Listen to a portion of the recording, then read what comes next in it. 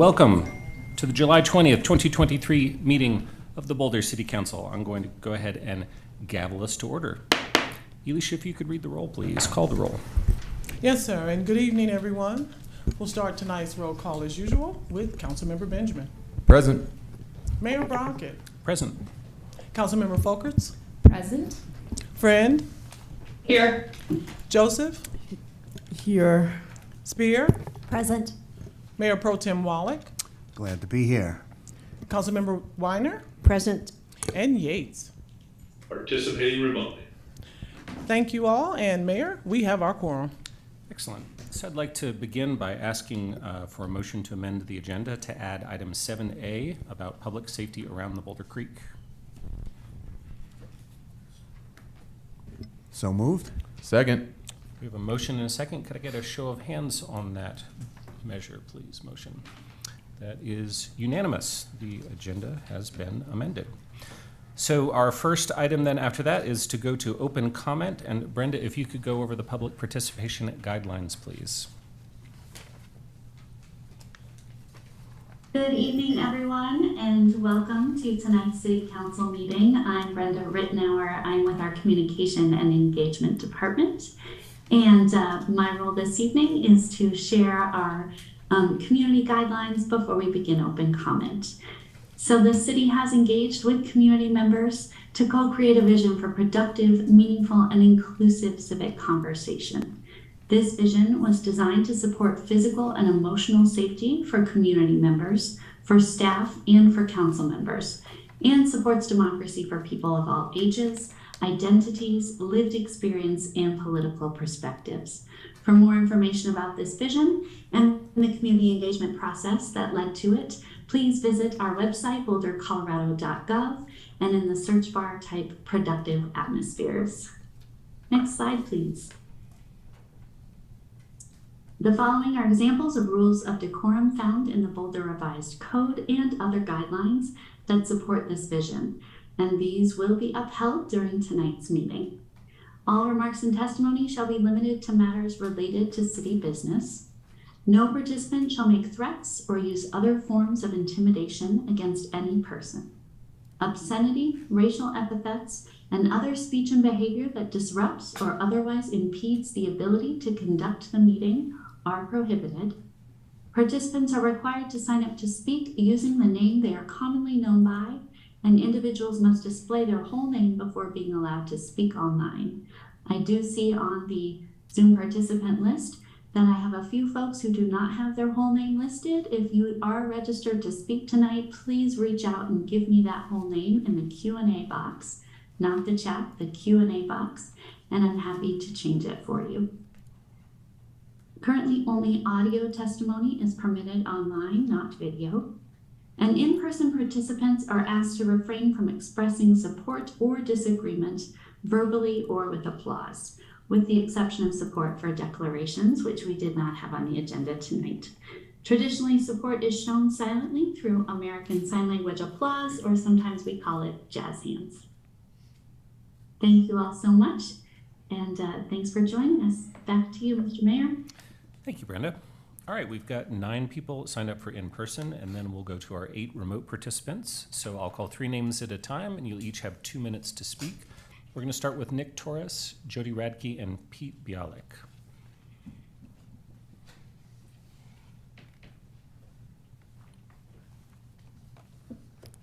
All right. Okay. Good evening, Mayor and council members. My name is Nick Torres. I'm speaking with you tonight in my capacity as a representative of the American Lung Association, as well as a proud Boulder resident. So many of us working in public health have very personal reasons for what we do, and I know so many of us who have been affected by tobacco use, lung cancer, COPD, strokes in our families. And personally, I'll never forget the feeling of being in the back seat of my mom's minivan with my shirt pulled over my face, nauseous from the secondhand smoke, or going to a restaurant and begging my parents to go to the non-smoking section. So I'm here tonight to say smoke-free air laws work. They're part of a comprehensive evidence-based policy framework that has significantly lowered tobacco use rates over the past 30 years. Boulder was an early adopter of smoke-free laws, which probably is no surprise given our community's healthy, active culture and the world-class athletes that we attract. And so the idea that the city is now discussing moving forward with bringing back smoking in restaurants and other public spaces is a little shocking. The city has made many updates to the smoke-free air law over the years, but always in the interest of public health. So, for example, adding protections for e-cigarettes, adding protections for outdoor dining areas, even adding cannabis products to its definition of smokable products in the smoke-free air law. So as a public health advocate, I can say simply, smoke is smoke. Smoke is harmful to your lungs and your health, and whether that smoke is from burning tobacco or marijuana or wildfires for that matter. And the recommendations you have from the Cannabis Licensing Advisory Board regarding licensing hospitality establishments are heavily weighted toward the cannabis industry and not in the public's interest. So I'd urge you not to move forward with that and adding that to your work plan for the year. Thank you, Nick. Now, Jody Radke, Pete Bialik, and Steve Schweth. Good evening. My name is Jody Radke. I'm the Regional Director with the Campaign for Tobacco-Free Kids. Thank you for allowing my comments this evening on behalf of our organization and Boulder residents who support our work. My work in tobacco control started about 20 years ago. I've been with my organization about 17 and a half years, and my work really started with working on local city and county ordinances in state to make public places smoke-free. And I can distinctly remember the tobacco industry's tactics to socialize their product to us all. They worked diligently, prioritizing fear over reality. Fear built on fiction, not fact. And years later, we can reflect on that fear and that fiction and are able to analyze its merit. Did businesses leave town? Did they lay off employees? Did they file bankruptcy, move elsewhere, taking their tax dollars with them as they claimed? I think we all know the answer to those questions is no, but they're not just no. The facts are the reverse was true. Businesses during that time not only survived, but they thrived, and they have never looked backwards until now.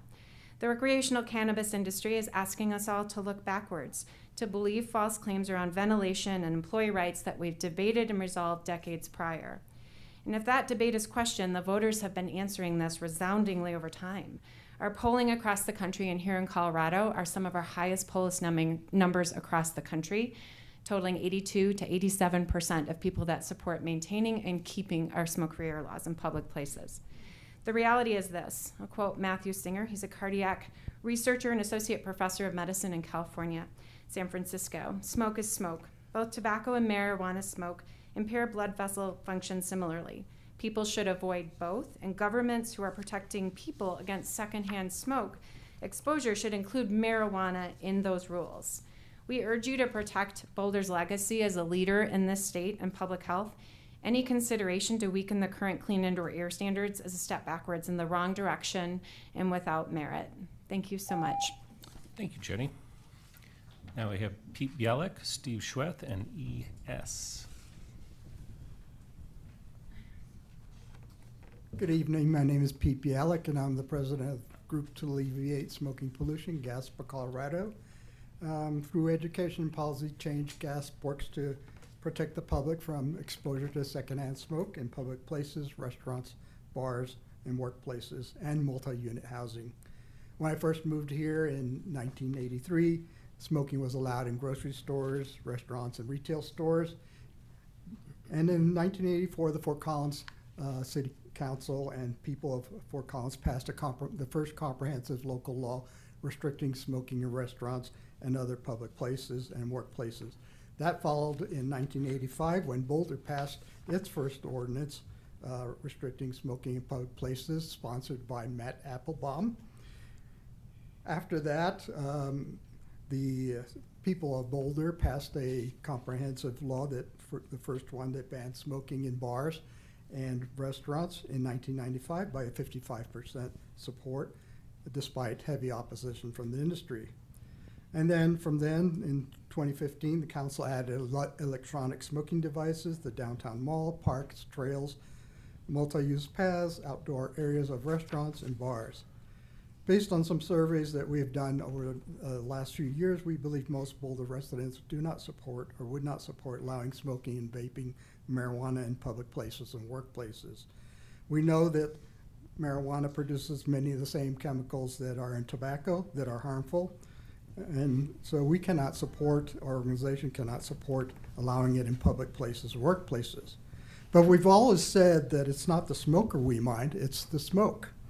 So that's why we don't have an objection to allowing marijuana alternatives like infused beverages or tinctures, hope I said that right, that act very fast in limited public places and workplaces. So thank you for your time. Thank you, Pete. Now we have Steve Schweth, ES, and Phoenix Liu. Yes, good evening. My name is Steve Sheath, believe it or not. I'm an investment professional who's been working since 1989 to help direct the flow of investment capital in more healthy and positively impactful ways. For the past 25 years, my family and I have thoroughly enjoyed and greatly appreciated the culture of Boulder, where we, the collective we, value the great outdoors, clear air, clean water, a healthy environment. I've done a great deal of traveling over the years, and I can vividly remember the days, I suspect many of you can too, when traveling by train and plane and bus was a horrible experience, breathing secondhand smoke. I was one of many people across the country who admired the city of Boulder's leadership in banning smoking in public places many years ago. My wife and I recently returned from a trip to northern Italy and southern France, where I was rudely reminded that the privilege we enjoy here in Boulder is not shared around the world. In fact, it is a privilege, a beautiful privilege, to be in public places and not have to breathe secondhand smoke. Even sitting at outdoor cafes in Europe, we were constantly breathing smoke coming from other tables. Full disclosure, I'm also a director of the not-for-profit American Non-Smokers' Rights Foundation. We support local initiatives working for the right to breathe clean air on behalf of all citizens. Our website offers a great deal of scientific research on the health-related ramifications of secondhand smoke, and I'd love to be able to present that, but we don't have time this evening. Tobacco smoke, smoke from vaping devices, smoke from cannabis, it's all pretty much the same. It seems highly unlikely that this council and this community would once again ever allow people to smoke tobacco in public places. However, you may have heard that cannabis smoke is qualitatively different. Not so. I can't help but wonder if Boulder were okay smoking cannabis in any public space, how long would it take before the tobacco industry would come asking to roll back the protections that have been enacted over the years? Thank you. Thank you, Steve. Now we have ES, Phoenix Liu, and Evan Rabbits. Do we have an ES in the room? Seeing none, we'll move on to Phoenix Liu. Phoenix? Evan, you're up. Next will be Jonathan Singer and Michelle Rodriguez. Evan Ravitz, North Boulder. In systems theory, the health and survival of every natural and artificial system depends on detecting and fixing its errors. We voters have every incentive to fix our errors. 2 examples of how we fixed Colorado ballot initiatives. In 1996, we passed Initiative 15, a strong campaign finance law, but the corrupt legislature gutted it. So we redid it in 2002, and this time we put it in the Constitution so the legislature couldn't touch it. It's Amendment 27. We also temporarily fixed Tabor in 2005 when we voted for Referendum C, which gave it a 5-year timeout. If it didn't cost millions of dollars to hire petitioners to get on the ballot, we would have fixed Tabor and plenty else by now. So we proposed online petitioning, and voters put it in the city charter in 2018. But city, county, and state staff have colluded to butcher it, which thousands have now experienced. Voters have incentive to fix our mistakes as we have to live with them. Politicians, though, have incentive to cover up mistakes, to protect careers and donors who live beyond the effect of your errors and who profit from them. One example, Housing and Human Services Director Kurt Fernhaber and others told us here at least 10 times that there's always enough homeless shelter beds in extreme weather. 3 local media exposed this lie, but the city didn't admit the truth until taken to court by the ACLU. You haven't even apologized, let alone fix it. City policy is lie till you die, just not in court. Thanks, Evan. Now we have Jonathan Singer and Michelle Rodriguez.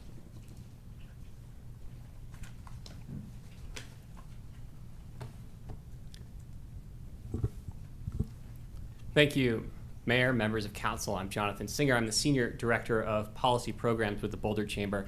There are 2 things I wanted to highlight for you today. The first one is this. After careful deliberation over the last year, our business groups, small and large, have come to amazing conclusions on many issues, which are all summed up in a policy framework, which are now available online. So I encourage all of you to take a look at that policy framework. Within the context of that framework, there are just 2 things that I wanted to cover today. The first one is to say that I appreciate the conversation you've already had on the minimum wage and where you'd like to see things go. I just want to remind this group that many of our businesses are small nonprofits that operate on annual budgets, and their grants come through once a year, either from other nonprofits or the state. So any deliberative process should take the appropriate amount of time. On the flip side, you're going to hear from a lot of people today from the Cannabis Licensing Advisory Board. Your volunteer board took over 2 years to come to some hard-fought conclusions on an even keel. You had adversaries and advocates working together to come to many conclusions that I would agree with. As the author of the legislation that created the ability to have a hospitality industry, you are looking at maybe not what's a gold standard, but what's a compromise standard. So when we talk about Clean Indoor Air Act, cannabis is different than tobacco. When we talk about smoke being smoke, there's smoke that comes from kitchens. There are people out there paving our potholes right now that are experiencing volatile organic compounds. We make careful, safety decisions and put the best practices in place to allow for an industry to work, but also for customers to be able to access the right thing. I look forward to your questions, and I look forward to the conversation tonight. Thank you. Thanks, Jonathan. Michelle Rodriguez.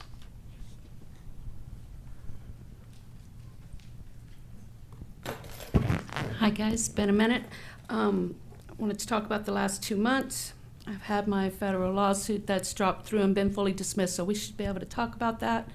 My car was fully totaled by my accident from the city, $10,000 worth of damage. This last week we grieved one of our homeless that fell into the creek on a very high point of the creek that I knew nothing of and floated down about 3/4 of a mile and passed away. I watched as our feet forward, I'm the last homeless or lived experience person, stayed behind after Jennifer left. I watched our new leaders run out of food about halfway through our line of over 100 people, and everybody revert to a works wagon that hands out bubbles, foil to smoke blues on, needles to shoot drugs with. They got sharp containers and all that. And then today, for my last hour before I came here, I tried to find a bathroom. And needless to say, I was chased out of the library and suspended and criminalized for wanting to bring my purse in to the bathroom. And I know I had been able to go in with it about 3 weeks ago. And so I was going to question that. But needless to say, I don't know who to speak to get this works wagon out of there. I'm totally against that. I've watched several of our community, and it is, forget the marijuana smell and the cigarettes, but underneath our tunnel, I walked through there the other day, and I'm ashamed and disgusted to say that there were at least 30 bubbles, foils, and everything going on. It's not okay, it's not acceptable, it's not harm reduction. There is no safe usage out there. They hand that stuff out. There's not mandated Narcan. There's not mandated sharp containers handed out. They handed out some socks, a peanut butter and jelly sandwich. People were able to get some food over there with their gallon-sized jug of paraphernalia. If you're ever curious about it, go up there, ask them. They'll give you a nice little discreet brown paper bag with all the things you need. They do not provide papers for marijuana. They do not provide alligator clips, the old school things that we're now legally able to do out, for wherever. Thanks, Michelle. Sorry, I had to get it all out. It's all good. Mayor Barker, Yes. this way. Before you go to the online, have you called Jade Kelly yet? Jade, sorry, thanks for pointing that out. Jade Kelly withdrew is the note that I have. Thanks. Can we confirm that as Jade Kelly in the room? My You are here. yeah, Okay. Sorry, I have a note that you withdrew. Would you like to come speak, Jade? Thanks for calling that out, Jeannie. My note was incorrect, looks like. Not completely incorrect. Okay. Speaking on her behalf. Junie said that was all right. That's Go ahead. Okay, so. But introduce yourself, please. I will. Alejandra Beatty. I am a union member of CWA, speaking for Local 7799. And just want to talk with all of you about supporting the minimum wage campaign. It's something that is near and dear to my heart, something I'm spending a lot of time on right now. And I want to just continue to emphasize to the city how important it is that we join the county, get going, and get this done by the end of the year. We have a lot of our workers who are continuing to suffer from not being able to get bills paid, not being able to support themselves, not being able to live in Boulder.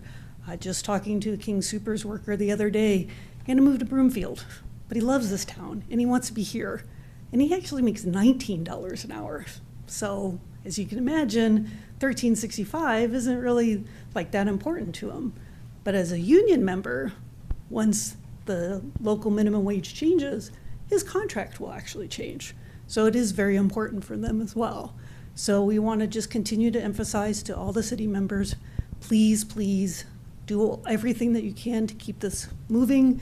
I know it's complicated, and I know it's hard to find all the right time to talk with people, but for us, we have workers who need this help now. They can't wait until January of 2025 again, because this is something that we should have done years and years ago. So appreciate your support and all the effort that's going in behind that.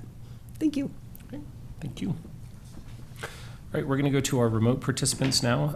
The first one is Suzanne Schick, but I've been informed that she's not present in the meeting. So we're going to go to Stacy Harrison, Lynn Siegel, and Devin Edgley.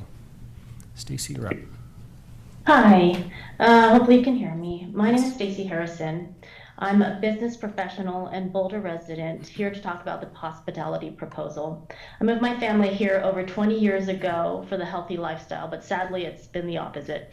I've seen the sacrifice of way too many families due to the normalization of drug use here, and it's only just now that there's a modicum of acknowledgement that the potency of today's THC products has long-term tragic mental and physical health impacts. Further normalization by allowing use in hospitality venues and enabling businesses to essentially administer drugs to make a profit is the wrong way to go. Boulder is a college town. I hope that can be acknowledged. Just as high schoolers look up to college students as their example, college students look to the rest of the population to understand normalcy. It's in a very recent study published by the American Academy of Child and Adolescent Psychiatry, medical and recreational marijuana legalization were very clearly associated with an increased suicide-related mortality in youth. There are other studies, many, coming out increasingly about a direct correlation to increased bipolarity and psychosis with THC use. Is it really worth the long tail of the cost to our community as we create more and more cases of mental health tragedies? The rest of our community is no doubt impacted as well. Boulder would have to hire staff to train on guidelines for administering drugs to consumers. Is it worth straining city resources and tax dollars so that businesses can encourage drug use to make a profit? Is it worth putting our emergency and law enforcement personnel at risk? Is it worth the increase in the number of traffic fatalities? And I'll also say one other thing about this proposal being, if it does end up being about quote unquote just flower, the typical range of concentration for flower is 15 to 25% THC. The biological limit for THC percentage is 35%. The Netherlands, just to give some context, counts anything 15% and over a hard drug. So with this proposal, not only would we be turning back the clock on public smoking, but we'd be enabling drug use and the administration of drugs. Boulder has way too Stacey, many your time is up, I'm afraid. well, I would just like to say, I'm afraid we stick to the time limits. venue. Sorry about that, but thank you for your testimony. Our next speakers are Lynn Siegel, Devin Edgley, and Katie Farnan.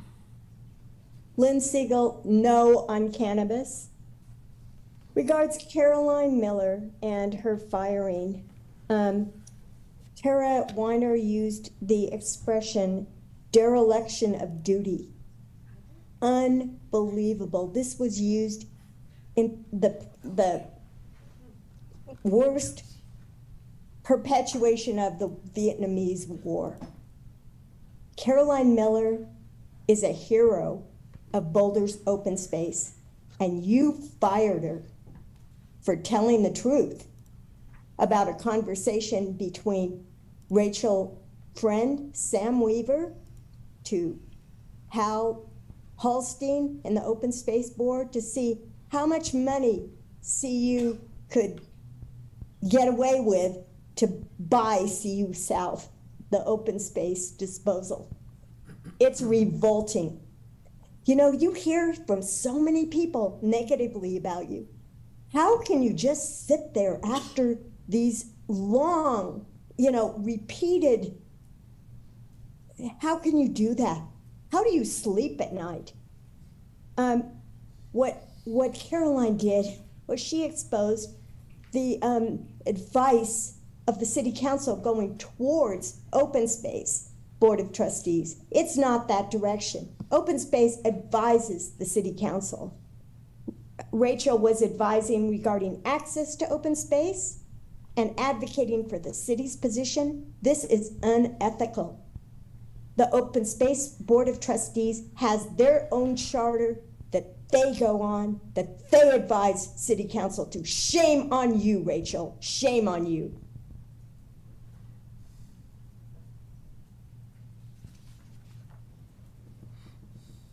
Unbelievable. Unbelievable. And then, well, right, Lynn, forget your time it. is My up. time's up. All right, next speakers, Devin Edgley, Katie Farnan, and Aiden Reed.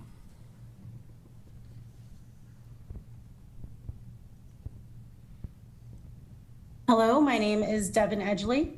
I am the Policy Program Specialist at the Boulder Chamber of Commerce. Good evening, Honorable Mayor, City Council, and staff. The pursuit of advancing marijuana hospitality establishments in Boulder County is not a challenge that the Boulder Chamber takes lightly. We recognize the need for regulated consumption of marijuana at a place of business and are confident that the City Council will set forth parameters that align with all state guidelines while considering specific measures that focus on public health. Carefully crafting workforce and the marijuana industry to collaborate on safety guidelines together is paramount to integrating this new business sector. CLAB has made specific recommendations for measures to keep employees safe during work hours that would mitigate damage to hospitality staff as they continue to evaluate the seriousness of employee and inhalant interaction. We advocate for increasing economic growth in Boulder by supporting opportunities for small businesses that our residents find beneficial to their professional and recreational lives.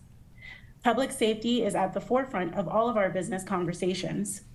With local regulation, we believe that moving forward with marijuana hospitality establishments is an innovative way to boost Boulder's workforce.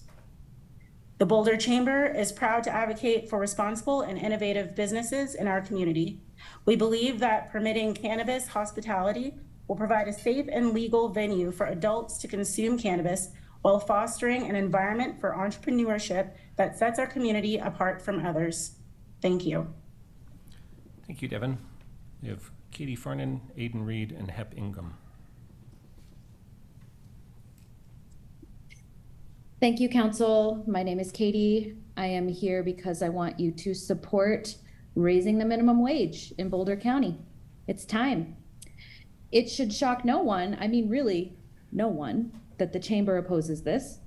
But this is a majority progressive council, and raising the wage to $15.50 in the coming year is a no-brainer, I would hope.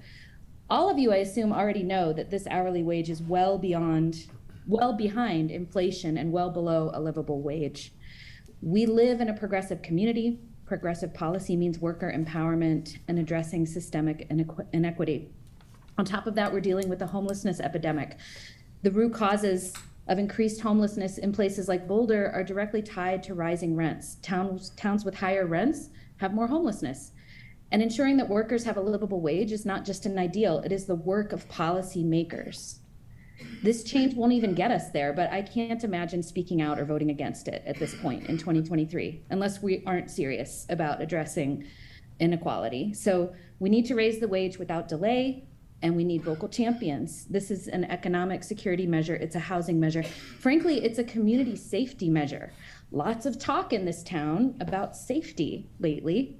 Economic security is safety. Housing affordability is safety. Sustainable workforce is safety. We don't actually have to listen to the chamber when it comes to worker protections. There will always be a business lobby opposing raising the wage, and they have power. They know how to influence policy. You have to think about what's best for the community, and progressive councils know that they have to make policy for those who don't have power and don't have influence in these chambers. Raise the wage with no delays. Thank you. Thank you, Katie. Now we have Aiden Reed, Hep Ingham, and Sarah Williams. Good afternoon, Council. My name is Aiden Reed. I'm speaking this evening to urge Boulder City Council to join Boulder County in implementing a minimum wage hike in 2024, not 2025.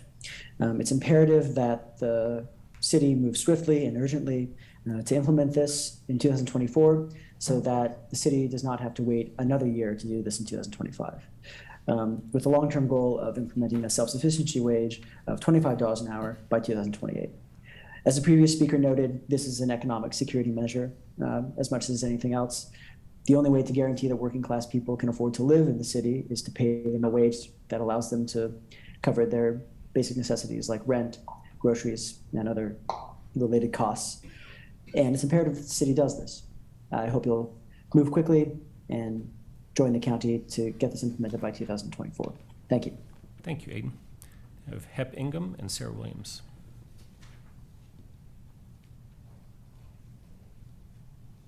My name's Hep. I live east of the airport on 61st Street. And over the past 2 years, I've made 11 visits to ask the pilots why they can't follow Boulder's departure rule, which is fly straight till you get past the houses and then head north. And I got a bunch of reasons, but in a meeting with John Kinney and the pilots, the guy from Journeys told me, these are only recommendations and we can do what we want. So I went to the FAA, I met with a senior manager. He cherry-picked the radar data and said that it was not in, this is a quote, this is not in the public interest for us to pursue any more violations of altitude and noise. So basically, the FAA, which has got the grant insurances to the city, is a servile and dishonest entity, meaning that the pilots are a self-governing group, and as you would expect, they are maximizing their profit and their amusement through the trainers and the gliders. And here we are subsidizing them with FAA and public money while we get sprayed with noise and lead. There's a huge opportunity cost to maintain that as an airport, namely if it could be redeveloped as something like the Holiday Inn with low-income housing, with services, commercial, restaurants, pubs, whatever. That would way dwarf the grant assurances that you get from the FAA. But this is also a chance for the city to get some justice for the people on the ground and to increase its revenue, which is a pair of things that probably don't come along that often. The current CWG should probably be renamed the AWG because Kinley Horn showed up with all pro-aviation material. Anyway, I hope you'll consider the justice and the revenue that you could get by repurposing the airport. Thank you, Hep. Just a point of clarification. You mentioned the Holiday Inn. Did you mean that, or perhaps something different? Holiday neighborhood. I'm assuming, but I just want to give him the chance. I think he may have signed off. I think perhaps he meant the Holiday Neighborhood rather than the Holiday Inn. Thanks again, Hep. Sarah Williams is our final speaker. Yeah, I meant the Holiday Drive-In. Great, the neighborhood. Thanks. Yeah. Hi, this is Sarah. Thank you, city leadership and staff, for initiating the community working group with respect to the future of Boulder Airport and for actively involving Boulder's residents in this decision process. I attended the open house earlier this week, and one comment from a young woman stood out. She said, "I rode my bike every day by Boulder Airport growing up. Now I wonder how much lead I was exposed to without knowing, and I'm sure my parents didn't know either. How many other children were exposed and are now being exposed?" So as you take time to review the community input, I hope you'll think on her words, because the future of Boulder's children is very much at stake in this conversation. Unleaded fuel is years away, and the FAA is working on a mandate to force all airports to sell leaded fuel. We have over 15 airports within 50 miles, more than almost anywhere else in the country. Closing this airport would have minimal impact, except to the 120 airport tenants. Yet it would benefit thousands, especially the children living in the shadow of the airport. Let's talk about consequences too. In 2018, the estimated value of the 180 acres at Boulder Airport was $358 million. That value is likely quite a bit more now. And of those 180 acres, the city used FAA funds to help purchase 49. The city could sell those 49 acres at market value, pay back the FAA, and the land itself is worth so much more than the small amount owed to FAA. Also look to Santa Clara and the consequences of standing up to the FAA. At first, the FAA attempted to bully the community into selling leaded fuel again, but they backed off. Boulder isn't afraid to stand up to bullies, and I trust that Boulder leadership will keep doing the right thing by its residents, and especially its children, in helping direct the future of Boulder Airport. Thank you. Thank you, Sarah. So that brings our open comment to a close. Thanks to everyone who spoke to us this evening. And I'll turn to staff to see if there are any responses. Thank you so much, Mayor. There's a lot of conversation today on items that we're going to be talking about later on this evening, so I'll reserve and listen to those conversations as we move forward, particularly the item on marijuana hospitality industries and some of the a topic that Ms. Rodriguez brought up about Boulder Creek. I wanted to remind those listening regarding the airport conversations, we will have that study session with you all on August 24th. So looking forward to hearing, I haven't seen yet all of the public feedback, and looking forward to hearing that alongside with all of you. And then finally, Ms. Rodriguez, it's always a pleasure to see you. I just sent you a note to see if we can meet. I'm very interested in following up on your comments. Thank you. Great. Teresa, anything to add? Nothing from me, thank you. Council, anything? Tara? I have a quick question in regards to Michelle's comment. What is a works wagon? If Michelle, you want to come back, because we can ask questions right when they speak, or we can bring Michelle back, if that's all right with council. I guess works wagon is the slang name I give the harm reduction wagon. It's a wagon pulled by two lovely little ladies that have a high level of familiarity with drug use, and they created an organization that they call, it's like harm reduction, and it provides clean needles, which are called sharps. It provides glass pipes, which are used to smoke meth. It provides foil, which is used to smoke blues on.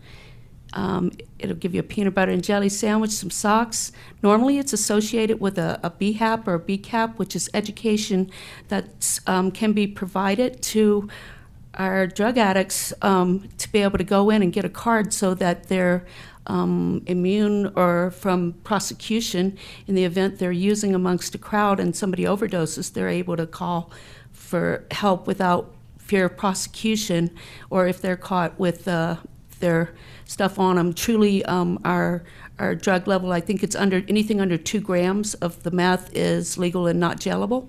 So we're having a hard time with the enforcement. But the thing is the homeless people rely on that wagon when there's not food and to make it through their days. It's the last thing I need out there. I was from the homeless crowd, and I'm the lived experience, and that is not what I want to represent, but I saw it happen last week. But thank you for asking. Thanks, Michelle. Rachel, and then Mark. Yeah, I have a question, I think, for the city attorney. I would never want to, ride roughshod over someone's right to free speech against an elected official. But I think that allegations of corruption or ethics violations are pretty serious. And so I want to know if I'm being falsely maligned, as I am around a conversation that Hal Hallstein apparently had with Caroline Miller. What can I do to sort of draw that out into the open so that the community can know that there was nothing corrupt? Can I invite the person who's making those allegations to file with your office, for something? Can I invite an investigation, or what steps could be taken there? Councilmember Friend, certainly a person could file a request for an investigation under the Code of Conduct if they believe that there is a violation of the Code of Conduct. I'm not aware of a mechanism for you to file something, because there has to be an allegation of a violation. And so what you're suggesting from your end would not be an allegation of a violation. It would be more akin to an allegation of a non-violation. So I don't think that there's a procedural mechanism for that. Certainly, you can address it publicly as you're doing here. You too retain your First Amendment rights, and so you're welcome to speak to those allegations publicly. Okay, thanks. Well, I will just be brief. My understanding is that the complaint being made is about a conversation between a former Open Space Board of Trustee member and another member of that board. I was not present for that conversation, but in doing a little digging, my understanding is that he shared some information that he told Sam and I about wanting to make sure that open space received sort of adequate acreage in compensation for really high quality acreage that they would lose in disposing of acres to the city. So I would invite the person who is concerned about corruption or ethical behavior from myself or former member Sam Weber to file a complaint so that could be investigated if they want, because there was absolutely no corruption. I think it's dangerous to allege corruption where there isn't corruption. It can lead to violence against elected officials, and I don't take it lightly. So bring it if you would like to file a complaint. There's nothing there, but please be mindful that those allegations are serious and false. Thank you. Thanks for those words, Rachel. Mark, did you have something? Mm-hmm. The comments made by Ms. Siegel are apparently are an adaptation of comments made by Ms. Miller in a rant at one of the meetings of OSBT that I've had the displeasure of watching on tape. Things are not true because you say they are true. They are not true because you want them to be true. They are only true if there is evidence to support their truth. And there is not a smidgen of evidence that anything corrupt has occurred with Sam Weaver, with my colleague Rachel Friend. It is nonsense. And if somebody is not going to stand up in front of us and show us chapter and verse why those allegations are true, but simply repeat them as if they were true, is doing a disservice to this council, this community. It is some of the worst form of speech that I can think of. You may have a right to say it, but it is despicable to impugn motivation and character unless you've got something substantive to say. And as there is nothing substantive to say here, I really wish Ms. Siegel would stop repeating the nonsense that Ms. Miller promulgated at an OSBT meeting. Thank you. Very good. Anyone else? Nicole? I just wanted to say, Rachel, that I'm sorry that you experienced this tonight, and just wanted to let you know that whether things are true or not, or in this case, I do not think they are true, just for the record, but whether they're true or not, I think that there are better ways to handle things than speaking up in public and coming at somebody. So I'm sorry that that happened. Yeah, I am as well. Lauren? And I just wanted to get, there was several mentions of minimum wage, particularly related to county action, and I just wanted to give everyone a little update. So it is my understanding that the county is planning to move forward with a minimum wage increase at the end of this year. With staff, I've been kind of going to different communities and giving a little minimum wage presentation. Our council, Longmont, Louisville, and Lafayette have all expressed a strong preference for 2025 implementation. So I just kind of wanted to give you guys that update in terms of where those conversations are at right now. Thanks for that, Lauren. And we are keeping close tabs on what the county's doing, though, right? Absolutely. Okay, great. Anything else? Seeing none, I will just while we're talking about corrections, I want to say apologies, Elisha and Emily, for saying that something was incorrect. I think there was a little confusion, but no insults meant towards the information you gave me. So. All right, with air having been cleared, we can now move to our consent agenda, please, Elisha. Oh, and again, sir, for the record, thank you. No offense was taken. All right, our consent agenda tonight is item number 3, and it consists of items 3A through 3H. All right, do people have any comments or questions about the consent agenda?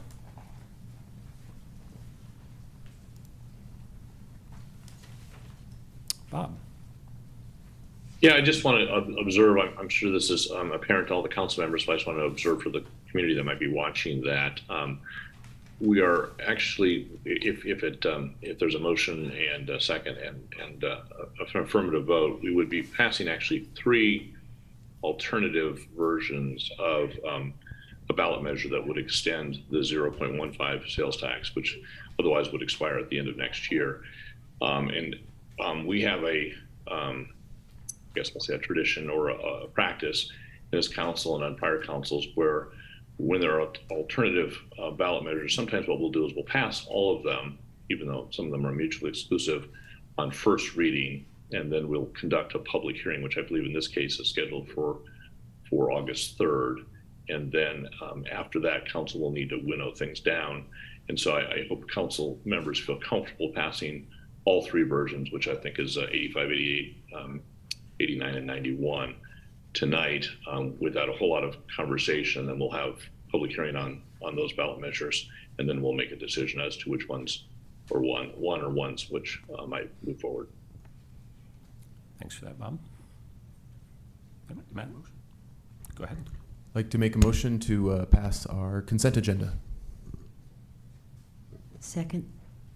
All right, we've got a motion and a second. I'm actually going to call on myself here before I call for a vote, which is I wanted to just speak to H here. This is a little subtle, but wanted to thank the planning department and the planning board for moving this forward. It's a common sense measure to allow uses to be valid for 3 years after they're initially approved. Currently, they're only allowed to persist for 1 year. And wanted to thank the planning board and planning department for working on that. I think it's a nice little improvement and glad to have that on the consent agenda. That being said, any other comments on the consent agenda? Yeah, Matt, go ahead. Speaking of gratitude, I just wanted to give Matt Szyzanski and his team some credit for quickly taking on our comments last week and putting out a quick little survey to some folks, albeit non-scientific, anecdotal mostly, and perspectives. But nonetheless, it was nice to get some of that feedback, and we appreciate Matt and his team for adapting real quick and getting that out. And thanks for Nuria and everyone else that did that. It was helpful to get some of that feedback, and hopefully that helped us gain some more perspective as we move forward. So thank you. Great. Seeing nothing else, Elisha, could we do a roll call, please? Yes, sir. Thank you. Our roll call for the consent agenda items A through H will start with Councilmember Folkerts. Yes. Friend? Yes. Joseph? Yes. Spear? Yes. Mayor Pro Tem Wallach? Yes. Councilmember Weiner? Yes. Yates? Yes. Benjamin? Yes. Mayor Brockett? Yes. The consent agenda items A through H are hereby approved and passed unanimously. Very good. Thanks so much. All right, if we could do our call-up check-in, please. Yes, sir. Our call-up check-ins are item number 4 on tonight's agenda. 4A is the vacations of a portion of a 5-foot wide utility easement located at 2140 Kohler Drive and a portion of a 7-foot wide utility easement located at 2060 Kohler Drive. This is referenced under case number ADR 2022-00330. Any interest from council in calling this up? Seeing a lot of shaking heads, so we'll call that a no. So moving briskly then to our matter from the city manager, please, our first of them. Yes, sir. Our items tonight for under the matters from the city manager are items number 6A and 6B. 6A is the request for direction from the city council regarding the Cannabis Licensing and Advisory Board's recommendation to opt in to state law allowing hospitality establishments in the city. And I will turn to our city manager. Thank you so much. I'll say as I frame the issue and allow staff to settle in, as we heard today, there's a lot of interest in this item. It's an item where certainly our Cannabis Licensing and Advisory Board has heard from the industry. We have not, however, really heard from you all on where you'd like us to go. We have not really heard a lot from community other than the industry.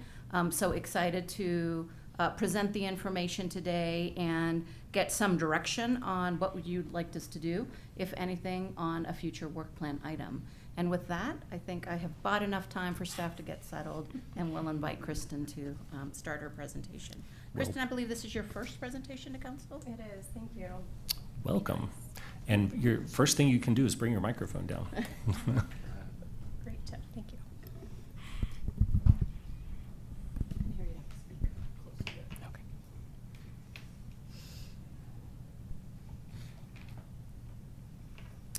All right, good evening, council members. My name is Kristen Changaris. I'm the licensing manager in the Regulatory License Division of the Finance Department.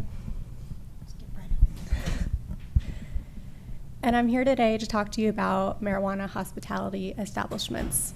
I also want to mention that we did invite the chair and the vice chair of the Cannabis Licensing and Advisory Board to attend today's meeting.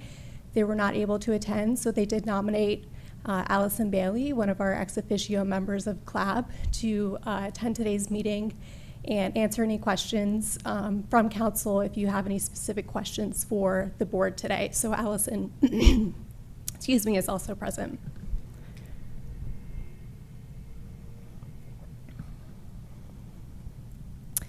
So today staff is requesting direction from council on the following questions. Does council want staff to add this topic to a future work plan? And if so, what level of public engagement would council like to see? And does council have any general feedback on the recommendations from CLAB or any direction for CLAB? So I'd like to begin today with just a brief overview of marijuana hospitality. When we refer to a marijuana hospitality establishment, we're talking about a facility that's licensed for the on-site consumption of marijuana. This new license class was created by the state in 2019. House Bill 19-1230 outlines the state requirements for hospitality establishments and allows local governments to opt in or opt out of allowing these new businesses in their jurisdiction.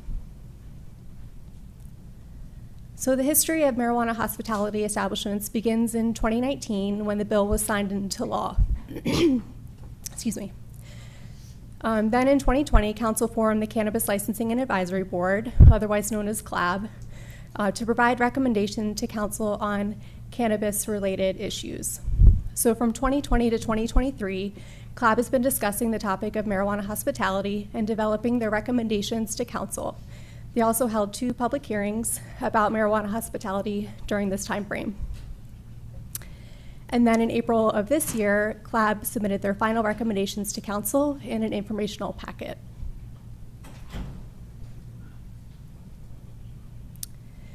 This list is a summary of CLAB's recommendations to Council regarding marijuana hospitality. The complete list of recommendations is included as Attachment A of the agenda memo. The items that are bolded on this list are the unanimous votes, but as you can see, most of the recommendations were not unanimous.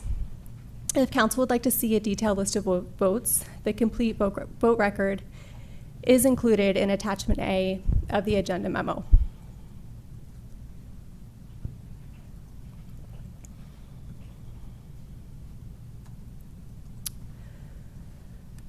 So once CLAB completed their list of recommendations, they held a public hearing to collect feedback during their meeting on March 6th. CLAB received a variety of comments, but most of the comments were focused on 3 topics: the types of products allowed, the minimum age of customers, and indoor and outdoor smoking.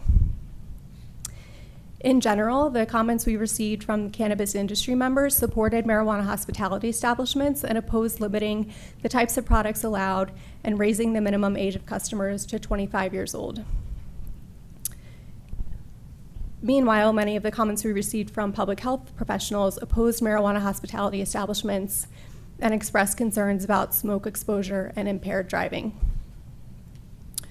Most of the comments that we received were from industry members and public health professionals, so staff recommends additional community engagement to include all stakeholders. So this slide outlines the different options that are available for community engagement. Due to the controversial nature of the cannabis industry, staff recommends a more impactful public engagement process, such as involve or collaborate, which are circled here in red.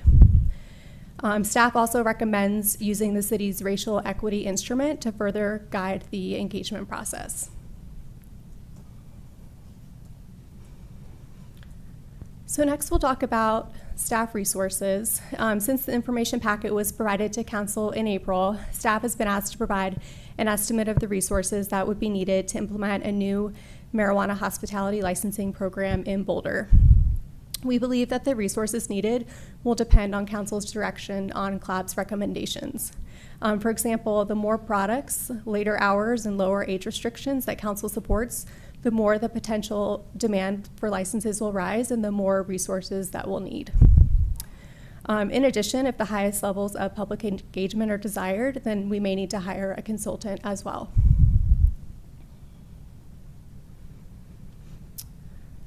So there are many different departments that would be impacted by a new licensing program, and it's hard to assess the total impact that this program would have on the city. But we've identified a list of departments that would likely be impacted the most. The Finance Department and the Planning and Development Department would likely be the most impacted by a new licensing program, and you can see some of those direct impacts listed here.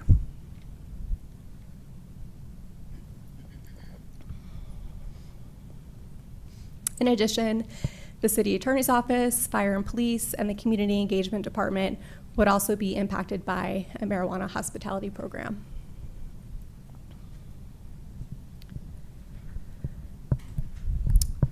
So depending on the direction received from Council today, if Council directs us to move forward with marijuana hospitality, then these would be the next steps in the process. We would need to begin the community engagement process. We would need to coordinate work plans for all of the impacted departments. We would need to begin drafting the ordinances and developing the application materials in collaboration with CLAB and the Planning Board. And then we would return to Council to present the draft ordinances.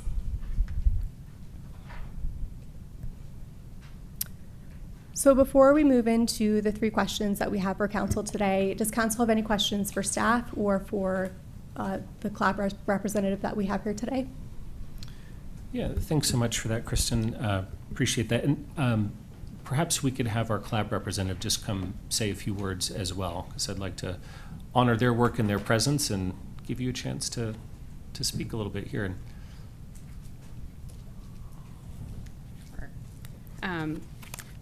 Thanks. My name is Allison Bailey. I use she, her, hers. I'm an ex officio member of the Cannabis Licensing and Advisory Board. So it means I'm a non-voting member. And wanted to thank you all so much for your consideration, and to the Cannabis Licensing and Advisory Board members, my fellow members. We spent a lot of time listening to experts and to public health professionals, to folks in the industry, and to some community members about their perspectives. As you can see in the long memos that Kristen has provided you with, it's been a lot of conversation, a lot of passionate conversation. And one of the reasons why the group decided to give you so much information is to make sure that you had what you needed to understand how much work went into these conversations and these votes and these motions. So really appreciative of staff, the Cannabis Licensing Advisory Board, and all of you for your consideration and thoughtful work on this issue.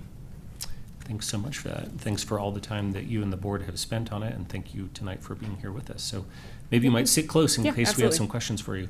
And then as I turn to council for questions, I'll just kind of keep folks in mind that our threshold question is whether we're putting it on the work plan right now. And this is a very detailed matter, but I think our job tonight is not to delve into all the details of the issue, but about whether we're putting it on the work plan. So just keep that in mind as you're asking your questions.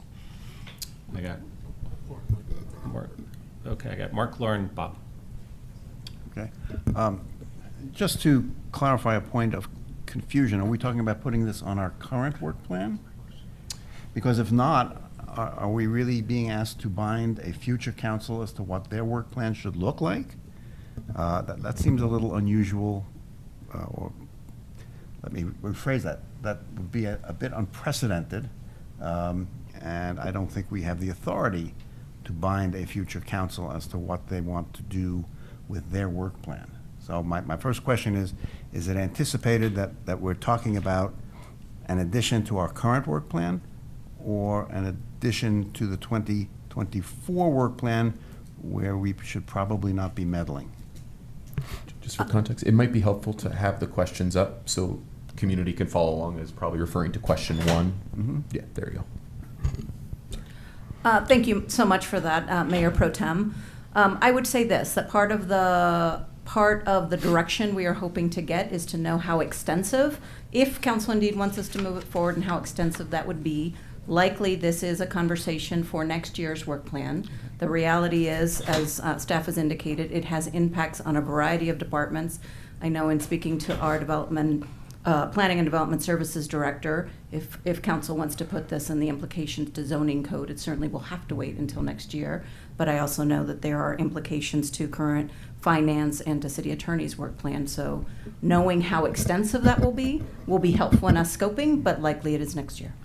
Okay, well then I have one other question. Colloquy on that? Yes, you may. Because as to Mark's point, I like my understanding is that we can't make a final decision about what happens in 2024. So my understanding was more of that our question for this council is, do we want to add this project to get it started in 2023? And I want staff to correct me if I'm wrong. I mean, I think there are certain things that we could get started depending on that. We could start to scope it out. We can start to think about if there is research, if there's additional questions we need to answer. But the work in earnest, and again, it depends on how extensive you would like to direct staff.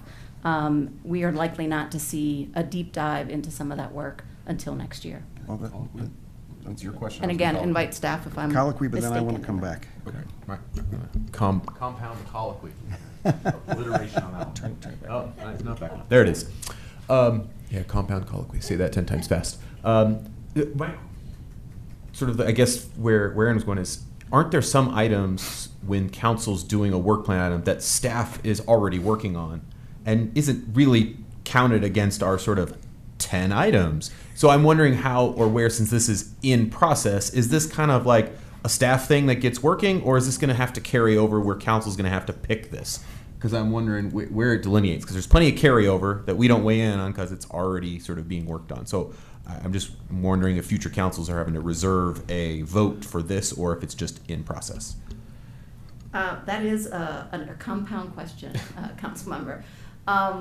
I'll sort of give my opinion, and I'll let our city attorney or staff kick me under the table if I am saying something or binding us in ways that are inaccurate. But I'll say this, certainly there are work plan items that finish and culminate in a council term, and there are others that carry over. We saw some of that, for example, in the work we have been doing on University Hill and the quality of life, not technically part of the current work plan, but it is something that carries over as a matter that is of interest, and we have not received any direction to stop that. We certainly bring those conversations up in the retreat as work that is currently ongoing. I know you've heard some of that, particularly with PNDS, that there are trade-offs, and perhaps those are conversations of what should we stop doing that started with one council, that maybe that is not of interest to a newer council. But again, I think hearing a little bit more of what the direction you would like staff to go in will help us better scope that. And as we talk to the next council, we will certainly hear from their priorities on how they would like us to move forward as we move on. And of course, nothing binds councils, but the same thing was true of you all, of previous initiatives, and the same thing will be true for the next composition of a council body in the future. All right, so my follow-up question is, as I read the memo and look at the departmental impacts on finance, planning and development, fire, police, community engagement, and the city attorney's office, my question is, are these departments so lacking in work and responsibilities that they are prepared to take on a new project of this scope? I was unaware. I thought they were all working as hard as they could. Where have I gone wrong? Oh, you never go wrong, Mayor Pro Tem. I keep saying it, but it's still not true. I think, as always, right, we get as staff, we get a lot of work that comes at us and questions that comes at us in a variety of directions. It is one of scope. Certainly we can think about minimum wage is a good example, I think. It is not something on our work plan. It is something that has come out. Certainly we have started with exploration of that, and depending on where council wants to go and how quickly, we will then scope that out appropriately and come back to you on if there are trade-offs or not. The same thing is true of here. I will say that there will constantly be evaluations of current work, and at sometimes if there is a stoppage or if there is a delay in something, we have tried, and I encourage staff, hear me now, everyone, as always, to be honest about those trade-offs and to be honest with you about if there are delays in the work. And again, we welcome and want to hear how much of this you do, because it could be that the scope that you would like us to think about is small, and it could be that it is a very large scope. And until we really know where you want us to go, we will, we don't know exactly what can get done, if anything at all, at the end of the year, or what we can start in this year and then carry over. But trust me when I say that staff has plenty on their plates. Good enough. Lauren? I think Mark mostly stole the heart of my question, but it is sort of around those trade-offs. Do you see any trade-offs with moving forward in this work and our current work plan? Or is this more about staff and timing and how long moving through this work might take as we think about what sort of scope we're looking at? Let me kick that off, and I'll send it to staff if they want to have. So if this is something that council wants us to move forward, and depending again on the scope, there are impacts. For example, any changes in zoning code, it's going to require PNDS to really take a hard look at that. Community engagement, which does a lot of work across the organization, depending on the scope of engagement, we will have to create a plan for that and really start to host a variety of community meetings to talk more about that. Certainly, licensing, we'll have to be thinking and about creating an entire new program that heretofore has not happened, and we will have to think about that, and that will certainly impact our city attorney's office, who will be helpful in thinking about how to codify all of that and help with policy direction. So I do think there will be trade-offs. I think there will be delays. I don't believe that we can get a program, if that is the will of council, ready before. I don't even want to be equivocal about it. We will not be able to get a program ready by the end of the year, but we can certainly start to scope that and move forward in a direction and give you sort of more, a better understanding of what timing could look like if this is something that you want to do. Team? Thank you. I would agree with everything that you said, Nuria. In speaking to that list of departments that are likely going to be impacted by this new licensing program, the general consensus is that it's really unlikely that any of those departments would be able to add this project to their 2023 work plans. That said, if we were to, for example, hire a consultant for the public engagement process, that is something that we could likely begin before the end of the year. So I think there are steps that we can begin in 2023, but the bulk of the work would likely need to wait until 2024. Thank you. Bob and then Rachel. Yeah, my questions are along the same lines, and some of them have already been answered before. But I'm probably more confused now than I was maybe 10 or 15 minutes ago. I don't understand what percentage of the work can be done this year versus next year. It sounds like vast percentage of it would have to be done in the future. And I share Mark's concern about binding future councils. This council, if there's a majority that wanted staff to start working on it, could start working on it. We could start spending money and stop doing some stuff, I suppose, this year that was already on our work plan. And then the next council, gets sworn in about 4 months. And they said, no, that's not what we want to do to all. We didn't want you to do it, or we wanted to do something completely different. So I'm not exactly sure what efficiency there would be in starting this right now. And I also don't have a very clear idea what the trade-offs are, because it sounds like there would be work to start work. In other words, it sounds like you guys have an idea that there would be a lot of work that would have to be done just to scope this.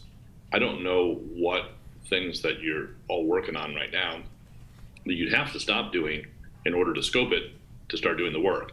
So I feel very, very ill prepared to speak to any of this tonight, because I just don't understand what the trade-offs are. I don't really understand the scoping, and I don't understand why we would spend a lot of time and money starting to do work that folks that are going to be sitting in our chairs 4 months from now may have a very different view on. So I guess I'm not really asking a question. I guess I've started to make a statement. I'm very, very puzzled, and Nuria, if you can shed any light on my or ease my puzzlement, that would be much appreciated. But it seems to me like we're kind of like really shooting in the dark here at the very end of this council, and I'm not sure exactly where we're going from here. Good evening, Council. Joel Wagner, Finance Deputy Director.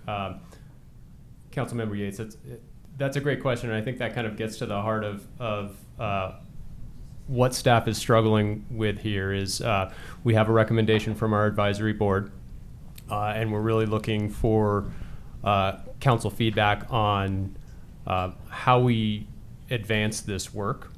To us, the community engagement is going to be the key part to coming back to this council or a future council to help scope that work. A lot of these recommendations that I've made are going to significantly affect the number of license applications that we receive, as I throw my computer across the room, excuse me, which will then directly affect the amount of staff time involved in establishing and administering a licensing program.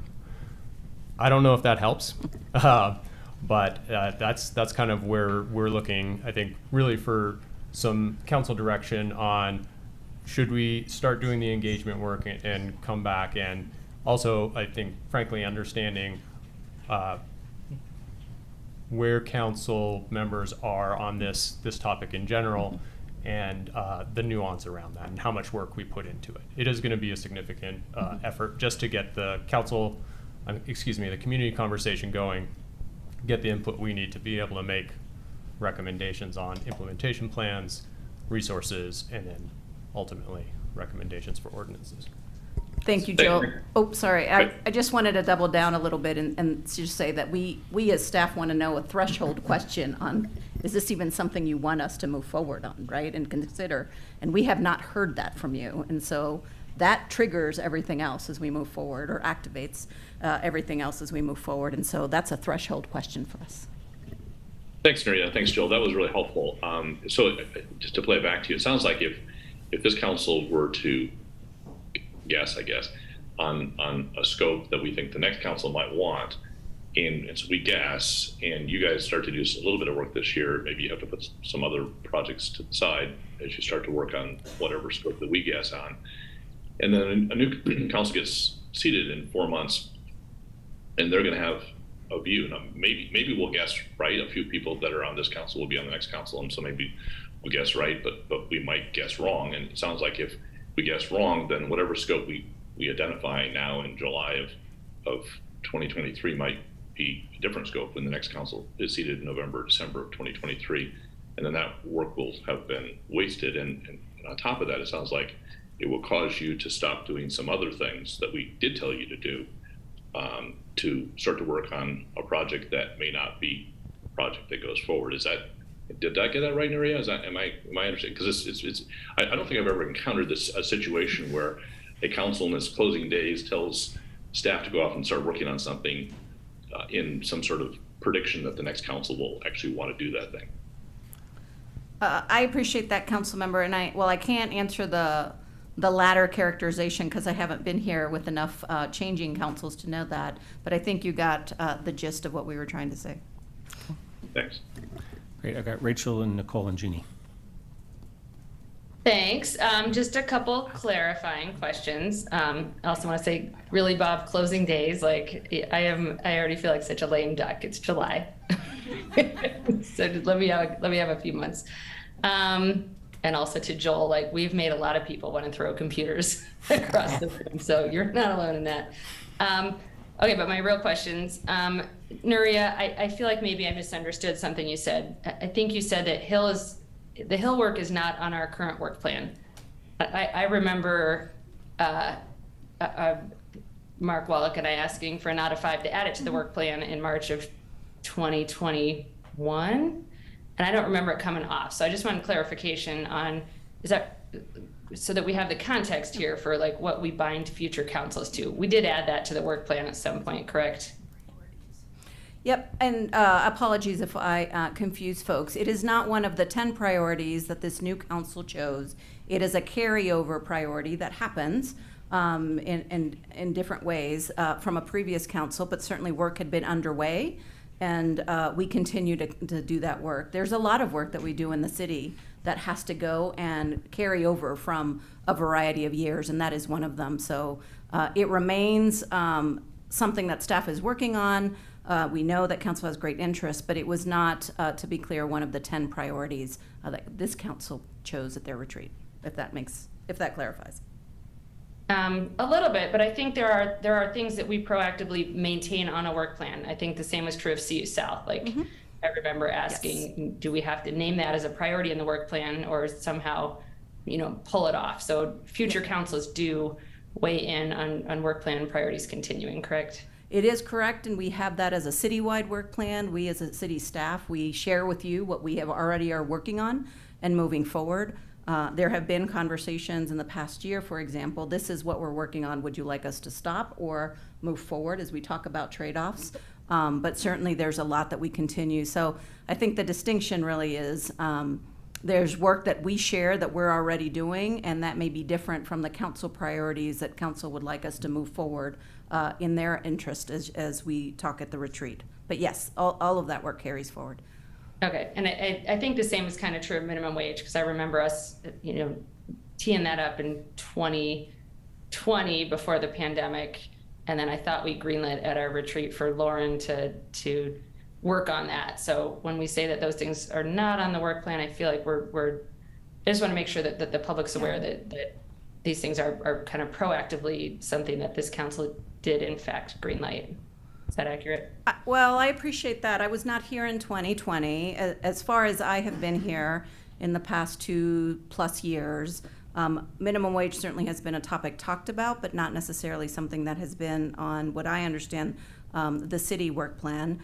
The ask of Councilmember Folkerts and of our team was really to lean into those conversations, and I think probably in the pandemic some of those conversations quelled and quieted, and now as they were picking up, the ask was to join the consortium of cities to perhaps renew. And again, I wasn't part of those conversations, so don't know if it was a pause or if it just stopped and it picked up again, but to renew those. And that's where we are right now. The presentation we provided to you all was really, that ask recently was, would you like us to put this on the work plan? And the answer was yes. And so that is what we're continuing to work on. Thanks. And then I think one last question. The things that I remember adding kind of midstream, like we're looking at tonight, to the work plan, either by myself or a previous council, were right after the Hill riot, we added the Hill stuff. After the Parkland shooting, we added gun violence prevention, assault weapons ban. And after when COVID hit, we added COVID response. So my question is, would it be fair to say usually we add things that are like have a significant emergency kind of aspect to them, or things that we hadn't had a chance to think through sort of slowly, but something erupted, and that's why one might do it in the closing days? I won't respond to the closing day characterization, and I was not here for any of those as we move forward. But my understanding from staff is yes, that traditionally that something happens, it's unexpected. There are times when that happens. There are conversations that are had, and when opportunities, or in these cases some tragic events or the pandemic happen, we do have a conversation about what should we need to address this now. The timing is ripe. What does that mean for staff? And we come at you with a really hopefully candid conversation of what we need to pause or delay, and it's a prioritization conversation as well. So I think it does happen, and we really do defer to council on how you'd like to proceed on this one. Thanks for that. I also want to add vaping. Kids started dying from vaping, and I remember us adding that as well, previous council. Okay, those are all my questions. Thanks. Great. Nicole, and then Jeannie. All right, well, thanks to Mark. You don't have to listen to me ask quite so many questions. But one of the things that I was wondering is there anything that we could offer in our recommendations that would lessen the scope enough so that this wouldn't have to be a council work plan priority? For example, if we gave guidance that we shouldn't have smoking or vaping, or if we said, let's just do a limited pilot of a couple licenses or something, would that be enough to keep it out of council work plan priority? I'm going to defer to staff who's been thinking about this more than I do, although I'm imagining even if it's limited licensing, we probably still have to create a program to do that license. So whether it's 1 or it's 100, still have to work on what that looks like. But let me give it to the experts who really know this work as they're thinking about it. Thank you. That is correct, that regardless of whether it's a small licensing program or a large licensing program, all of the work to implement that would be the same. What would be reduced is the work spent on processing the applications if we were to limit the number of licenses applications, I guess, that we were receiving. One of the biggest questions we have is around the scope of community engagement. As I mentioned in my PowerPoint, staff is recommending a more robust public engagement process given the controversial nature of this topic. If council were to move forward with a robust engagement process, that would require a lot more staff resources than some of the lesser options available that require fewer resources. So if council could provide some direction on the public engagement piece, that's something that we could likely begin this year and get started on that. And I think just in general, we're just looking for some direction as to whether council is interested in exploring opting in or not, because that's kind of the biggest question that we have for you all today. Thank you. And just sort of one follow-up on that. So even if we were the most draconian council ever and said no engagement at all, we're just going to make a decision, is that still something that would be a work plan? Would it still elevate at that point to a work plan priority? To be honest, I can really only speak on behalf of the finance department.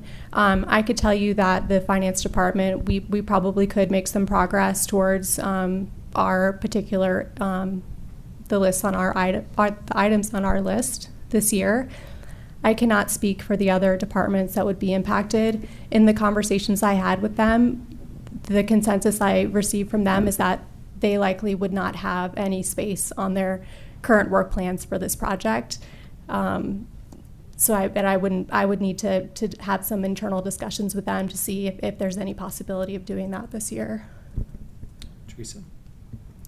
So the city attorney's office would be instrumental in crafting ordinances and licenses. And so this would involve, and zoning regulations. So this involves at least 2, if not 3 attorneys in those efforts. And so I can tell you that for us, we do not currently have the capacity to do that without taking something off of our plate. Thank you. And I expect that would be true even if we were to, say, borrow a model from Adams County or Denver or something, another place that has already done this. We'd still be in a similar spot. Is that right? Yes, that's right. Boulder has a history of having a very unique marijuana code, and so unfortunately we can't plug and play with somebody else's ordinance. I feel like we're unique in almost every way, Teresa. Aren't we? And then I've just got one more question just about the history of how this started. Was it a previous council? Did they task Clab with this? Or, I mean, how did this sort of start in the first place? Was it a previous council that said, we really want to try to figure this out? Or how did that start? So in 2020, the council formed the Cannabis Licensing and Advisory Board. And one of the primary purposes of that board was to provide recommendations to council on cannabis-related matters. And this was identified by the board as a cannabis-related matter that they were interested in discussing and providing recommendations on. So that's where this all began from. Okay, thank you. I think that's it. Thank you. Junie? Thank you, Mayor Brackett.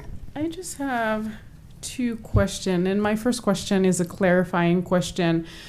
Did CLAB make any recommendation as to whether they would prefer time-wise on this current work plan or future work plan?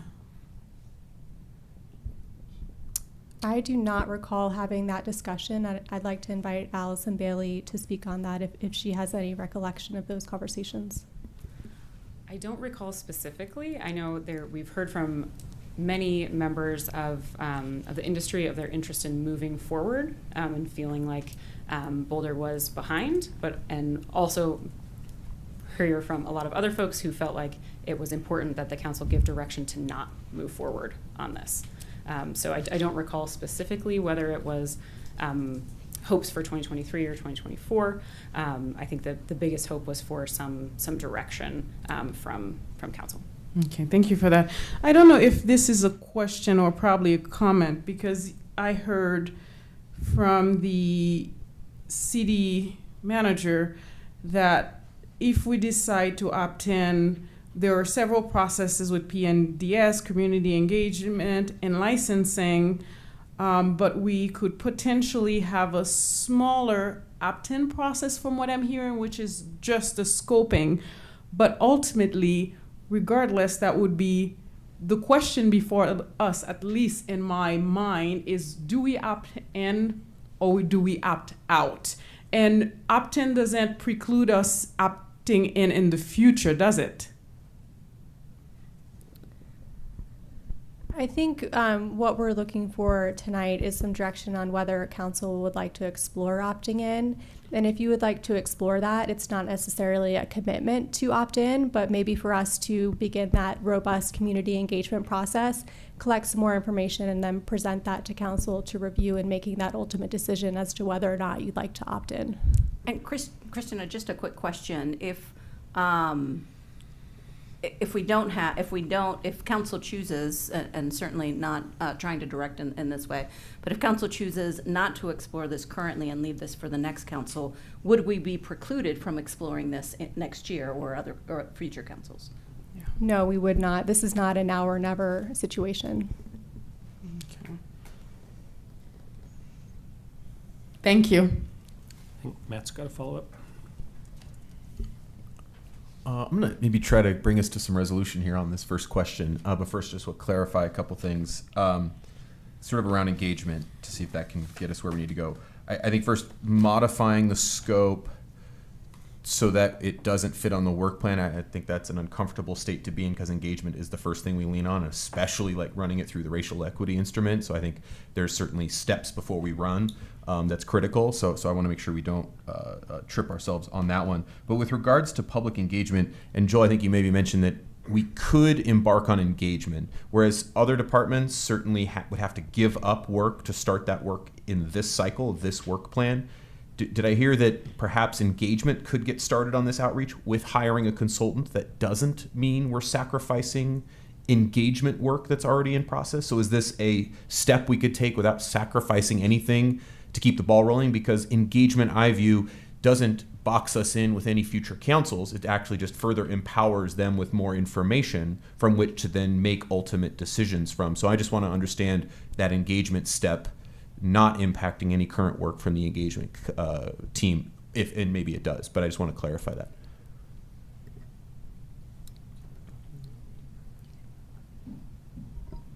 All right. Thank you for the question. I'm going to answer it this way. I think we could, if council gave us direction that they wanted us to start the engagement, we could certainly start the engagement planning. We're going to have to lean on our colleagues in engagement, and we may need to bring in resources so that they can continue all the other important engagement work they're doing. But yeah, I think we could certainly start engagement work and engagement planning work, I should say, if council gave us that direction. Just to further, I got a note from our engagement team. They can certainly help scope with staff and hire a consultant to begin something for this year. They themselves could probably support engagement directly next year. And so if it's a desire to move forward, it would be more in the vein of a consultant this year and staff next year. Okay. Well, so with that, maybe I can make sort of a nominal recommended response. Let me just check or do we want to do that? Any other comments? I mean, any other questions, rather, before we move into addressing the question for council? Okay, seeing no other questions, then. Oh, yeah, go ahead, Tara. We rarely talk about this. I'm going to talk about it. Is there money involved in hiring a consultant? I mean, or is it free? Which one? I mean, I'm just saying, if this was an emergency, I'd say let's hire, but it isn't. So let's start with, is it our, do we think we should hire a consultant or just wait till next year? That's all I'm saying. So I guess the question was, are the consultants free? So the consultants are not free. Okay. Question answered. Let me just clear that up. And I also just want to say that we are, if council wants to direct us to have staff bring this forward as a work plan item in 2024, that could also happen as well, just to add. Rachel, you on question or you? I have a question. I'm going to do a follow-up question there. Okay. We asked for a consultant on around homelessness and sanctioned encampments and things back at our midterm retreat. And I don't think I've seen anything on that. So just wondering, what is the process for getting a consultant and how long does that take and how much staff time is involved? Like often when you're trying to delegate work, or prep and say an intern or someone who's assisting to do work, it's not no work for the person supervising. So just wanted to understand, sounds like it's not free. Is it also free time for us? And maybe just as a parallel, can you tell us about the other consultant that we did greenlight? Yeah, and I'll say it is not completely free time, and it's not the most satisfactory answer, but it depends. There are times when consultants can take a very discrete item, have a bit of onboarding, if you will, about the topic and be able to craft something and move forward on their own. There are other times with the complexity of the work and the fact that it really needs to have knowledge and input and expertise from the staff that is overseeing or charged with whatever it is, whatever topic is happening, makes it frankly less feasible and less practical to have a consultant because the team has to be there anyway to do some of that work. So it depends is not satisfactory, but it really does in certain cases. This is one in which really the issues are fairly clear and narrow. It's about scoping an engagement plan to make sure that we are getting you the information that you need. We, of course, would want to make sure that whatever engagement plan a consultant uses is informed by our racial equity instrument as well, so that we bring that forward. But it is, and again, I'll have staff metaphorically kick me under the table if I commit them to something that they want to correct, but it is to me a more discrete item. And Councilmember, you asked me about the consultant on homelessness, and to be honest, as I sit here, I'm trying to remember where that stands and what has been done, and I'm gonna have to get back to you all on that. But it just really depends on the nature of the work. Okay, thanks. And my other question, and I see Bob's hands up, so maybe this is where he was gonna go, as well as the engagement subcommittee co-member with me, but would we expect that the engagement team would have an inordinate amount of work coming down the pike in the next few months due to this, national level engagement review that our city's undergoing right now? I'm sorry, Councilmember, can you, I'm trying to, I didn't quite catch the gist So of that. we just signed on to be like a pilot city for kind of reimagining engagement. And in my role, both as engagement subcommittee and a person who's involved in that project from council, it looks to me like that will take a fair amount of time over the next 6 months for our engagement team. I'm wondering if you know that to be accurate or not. I think that is absolutely accurate, but even within the engagement team, there are different folks that perform different kinds of functions. I'm understanding from Brenda, I'm going to out you, and if you're around to let us know if I'm saying something that is wrong. But Brenda's team is available to help scope out a consulting contract and get that moving, but they would not be able to actually perform the engagement work itself until next year. Brenda, am I committing you in a wrong way? No, that's true. And I'm sorry, Council, I was not necessarily, my camera turned off. Hopefully you can hear me. Yes, we can. I was not totally prepared to speak tonight, but I did have some great conversations with Kristen about this project. And so I am somewhat versed in what this could and might look like. And happy to share also about sort of our total landscape and engagement.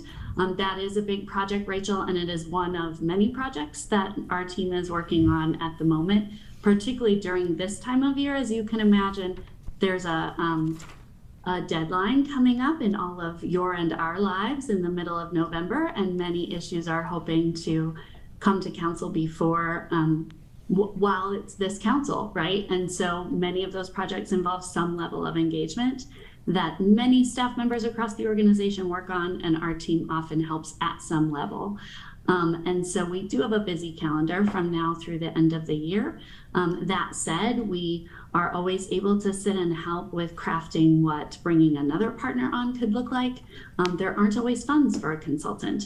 So that's also, I think, part of an engagement scope question is, do those funds exist to hire a consultant? And if they do, or if they don't, could funds be reallocated for that? Sometimes in a controversial subject, it's helpful to have a third-party consultant leading those conversations, but that's something that the project team would need to determine. Should they want to move ahead forward and move quickly, I could help with that, hiring a consultant process. Should they have a longer runway on this project, then it'll be easier. The more time we have, the easier it is for us to balance our workloads as a full team to make sure that we're supporting departments in the ways that they need us. Thank you, Brenda. That's all my questions. I've actually got Junie and then Bob, but then maybe we can get to answering the question for council. Yeah, thank you.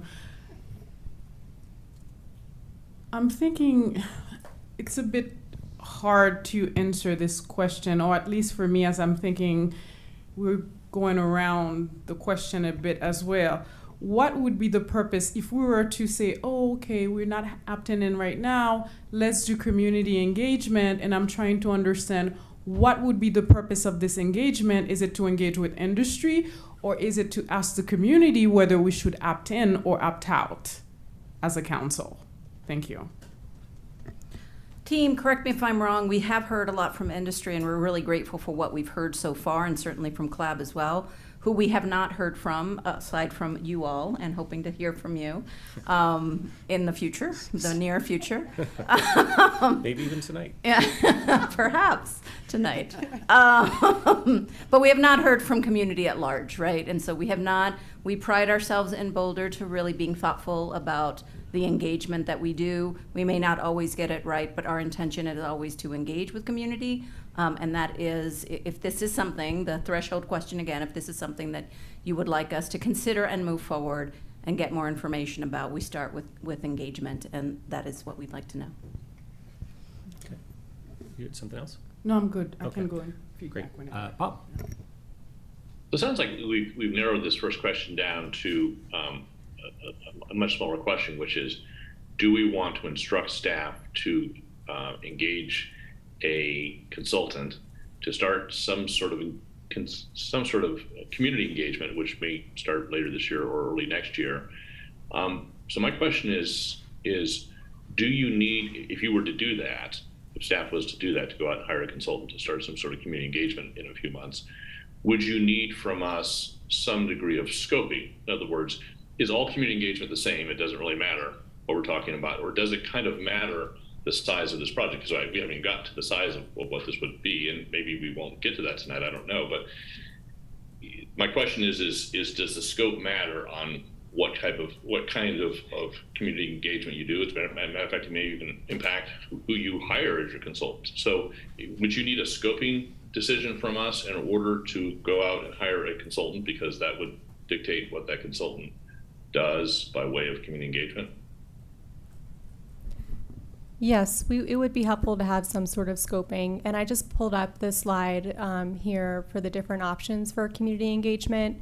Inform, consult, involve, and collaborate. Involve and collaborate are the two highest levels that would require the most staff resources, but some sort of direction from council as to what level of community engagement they'd like to see would be really helpful for us to do exactly what you said, hire a consultant, scope the work, and get a sense of how much this would cost and how long it would take. And thanks for that, Kristen. And if we gave you a scope of some sort tonight, and you went out and hired a consultant over the next few months, and in reliance upon what we tell you tonight, and the next council comes in November, December, and says, no, we want something completely different, I assume that you'd have to kind of adjust with that consultant, or maybe hire a different consultant. Is that a fair assumption? If what we tell you tonight and what you hear in November, December from the next council are different, that would have some impact on whatever preliminary work you do with this consultant. Yes, that's correct. Okay, thanks. All right, seeing no other questions, maybe someone would like to start answering the question. I had Nicole just in my sights, and I got Matt, and then I got Mark.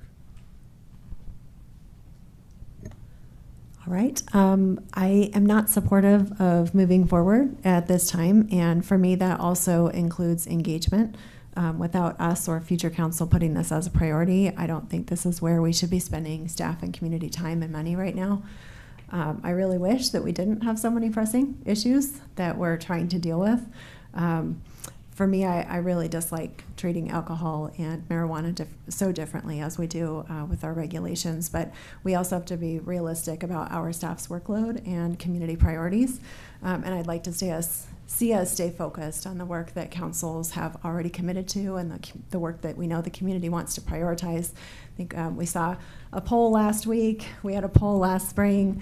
People write us about all kinds of topics. What I hear when I'm talking to folks in the community and the budget feedback that we've had from the community connectors, if we're going to spend more time on something, to me it seems like it's more on affordability, affordable housing, raising the minimum wage, climate crisis, mental health, addiction, and more support services for people experiencing homelessness. So for me, it just doesn't rise to that level, and I really wish that we had more resources all around to deal with some of these other issues.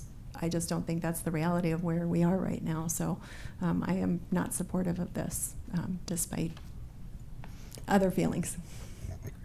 Matt, Mark, Rachel, Tara. So certainly don't want to encumber future councils on the details, but I'm open to starting engagement because at some point we have to answer this question to Junie: do we opt in or opt out? And I get credit to CLAB; they've worked on this for 2 years, and to just sort of full stop, we'll see. I'm not sure that totally honors the work of a very capable board, and I think we owe it to them to at least come to a decision on this at some point. It's going to have to be next year, probably. I hope we can just come to some resolution, but I'd love to see us try to get some engagement because that is the first step to answering the opt-in, opt-out question. So I'd love to see us try to engage the community in a way that's meaningful and helps inform the next council, should we continue to work on this, what those next steps are. I would take a different approach. First of all, the question, does council want staff to add this project to a future work plan? We are incapable of adding it to a future work plan. That is for the future and for the future council. I'm even reluctant to employ a consultant, the cost of which may be entirely wasted if that is the will of the 2024 council. I had not been aware that we were so awash in funds that we could hire consultants for engagement for a project that may never see the light of day. I think, yes, I agree with Matt, at some point we're going to have to make that decision to opt in or opt out, but I also believe that is a 2024 question. So I think in trying to do something here, we're attempting to put our fingerprints on work that properly belongs to the next council, and I would leave it to them. I don't believe that dishonors the work of CLAB. I have read the staff memo. I can see the work that's gone into it, but it comes at a point in time when we ought not to be proceeding on it, as we have so many other priorities, and as Nuria has informed me, the staff is actually fully engaged with work items. I would like to see them do that, complete their work, move forward on the work plan items that they already have, and I certainly don't want to trade off this for something else that we've already agreed upon is a work item that this council has elected to proceed with. Good. Thank you. Rachel Tarabob. Thanks. Thanks, staff, for the presentation, and CLAB representative for being here. I kind of disagree with the starting premise that we actually do ever have to decide this. Like, I think if we don't decide whether to opt in or out, we're out.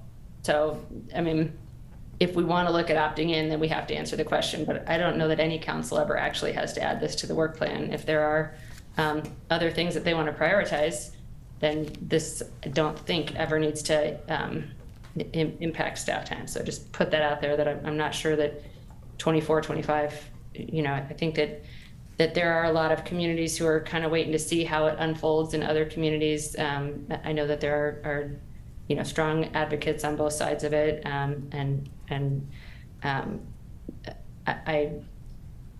I think it's perfectly appropriate not to answer that question anytime soon, or a perfectly good option. I also think it would be really weird to hire a consultant for something that's not on the work plan. Like, when I think of the consultants that I've worked with, it's been like on the Hill. We had a consultant, do that multi-years when that was on the work plan. Something that was dicey that we knew we wanted to look at was the downtown streets after West Pearl, and I think a consultant was pulled in there to do some research. So that makes sense to me. But having a consultant for something that is a decent expenditure of funds, from what I can tell, for something that we don't even know if anybody wants to look at, would be in my experience, an odd thing for the city to do. So I would not even hire a consultant for scoping until any council decides that they want to look at the question of whether to opt in or out proactively. So I definitely don't want to add it to our work plan. As I said earlier, I think that things that I've seen as late closing days adds to the work plan have been sort of responding to crises or things that are really escalated and serious. And this is something that we could have decided in January 2022 that we wanted to prioritize, and we didn't, and we knew about it because we had, it was known, a known issue. The state had already passed a law that allowed opting in, and we didn't. So I appreciate that CLAB took the initiative to look at that, but that does not create an emergency on our part to take action on that recommendation. So I don't think we're dishonoring. We didn't ask for this to come to us exactly, and I think it's okay for us to say thank you for the work. We don't want to act on it right now, and a future council will have those recommendations. Thanks. Tara, Bob, Lauren. Yeah, this is one of these questions where I have no doubt I can't see both sides right now. I can only see one side for the first time in a long time. So first of all, I don't want to speed up engagement. So rushing through engagement on such a big topic as this, I don't think is a good idea. I agree with Rachel that we should only do this when it's an emergency. COVID was an emergency. Like Nicole said, housing, climate. Minimum wage is more of an emergency, honestly. Nobody has this on their emergency list, I'm sure. Well, maybe a few people. The businesses, which is nothing wrong with that, but let's be honest about that one. The next thing is reallocation of funds for a consultant. No, I don't want to reallocate funds. Don't want to add any more work to planning and development. They have a backlog in permitting and approvals already, so why would we do this? So I can't think of one reason why I think we should do this for the first time in a long time. Okay, no equivocating. Bob, and then Lauren.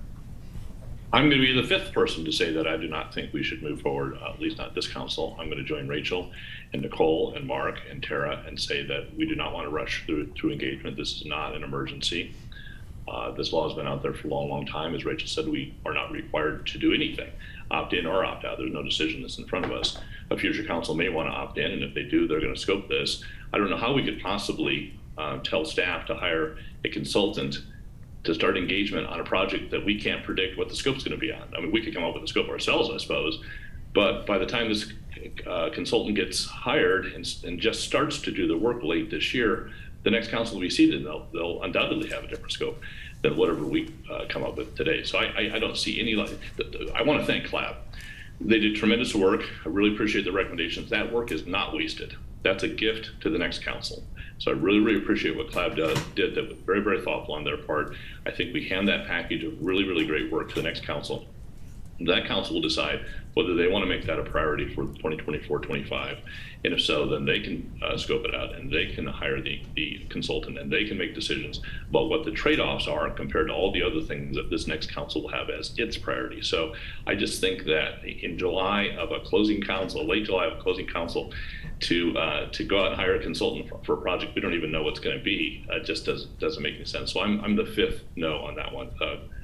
This could be a 5-4 vote, but I don't see any support by a majority. Got it, Bob? Lauren? Then I'll say something quickly. Thanks. So I don't think that this is unprecedented. We have boards and commissions bring things forward. We're reevaluating the police oversights, enabling ordinance. Like, people bring things forward to council that we then choose to work on. It doesn't sound like we're going to do that here, but that is something that we often choose to do. As was mentioned, we've really only heard from two groups. We've heard from the business advocacy community and we've heard from sort of the medical industry, and that leaves a huge amount of unknown in my mind. I know I personally believe in marijuana being safer than alcohol, and I would like to see hospitality alternatives to bars, just because that is a difficult thing in our society right now, and I can understand why people don't want to see that, but I would like to understand in more detail what our larger community thinks about that. I would like to see a consult involve sort of initial stage of engagement that would be narrow, to look at just sort of that entry-level question of, is this something that the community is interested in having us explore more? And as Bob says, that information would not be wasted. That would be a gift to the next council. So even if we don't vote to move this forward tonight, I would also just like to bring forward something Nuria offered that we could do, which would be to have staff bring this forward to the next council as a possible work plan item. I think that that might be something that we could potentially get behind, even if we can't move forward on engagement right now. Thanks. Excellent. Did you want to speak to that, Mary? Yep. Thank you. And if this is not moving forward and there is interest in council, we can certainly share this with the new council, share this conversation with the new council, share as we onboard a new council with the conversations that the previous council have had. We can certainly lift that up. Thanks. So Colin and myself just agree with the majority of my colleagues that we're too late in the game with this council, and we're too busy to add a significant item to this year's work plan, which we couldn't get very far on anyway. But agree that this is certainly a potential for a future council, and so I can look to my colleagues who are guaranteed to persist into that council and say that at the retreat next year, this is something that anyone can bring up for consideration. And Allison, I really want to thank you for being here with us tonight, and I want to give a really huge thank you to the CLAB as a whole, because you all did an enormous amount of work to arrive at this recommendation, which was very detailed, with many motions with a variety of votes on them, and they were very well explained by the different CLAB members. So I just really want to honor that work that they all did, really appreciate it, and echo my colleagues in saying that that is not wasted work, and that work and those recommendations will persist for future councils to consider if they are interested in so doing. Any other final thoughts? I think we've got a majority opinion here. Rachel, you got a hand?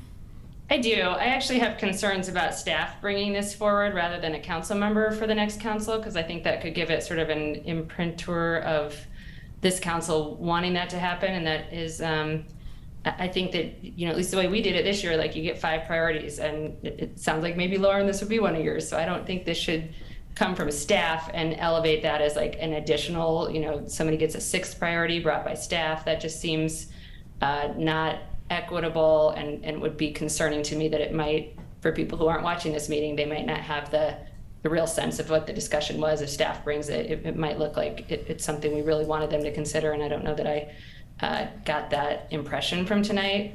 And if we're gonna, you know, if we can just like ask for staff to bring stuff to the next council, I'd have a list of a lot of things that I would want to put out there. So if you're opening that door, you can know that I'm going to come back with a good list for staff to bring to the next council.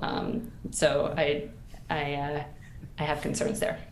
I appreciate that, and frankly, I know that well. I know that would happen. I want to say that mostly it's and we've been thinking and considering how to onboard new council as they come forward, and certainly we will be talking about the work staff is currently doing, the work that carries over, if any, or the work that this council has asked us to do. But likely we will also be talking about what else have we been discussing or council has discussing that has been of interest, but no obligation, certainly not a requirement that we are lifting up as a work plan item, as much as just sharing with the new council what those conversations have been and where that interest lives or does not, because there are several items that have been of interest to council that we have not landed on.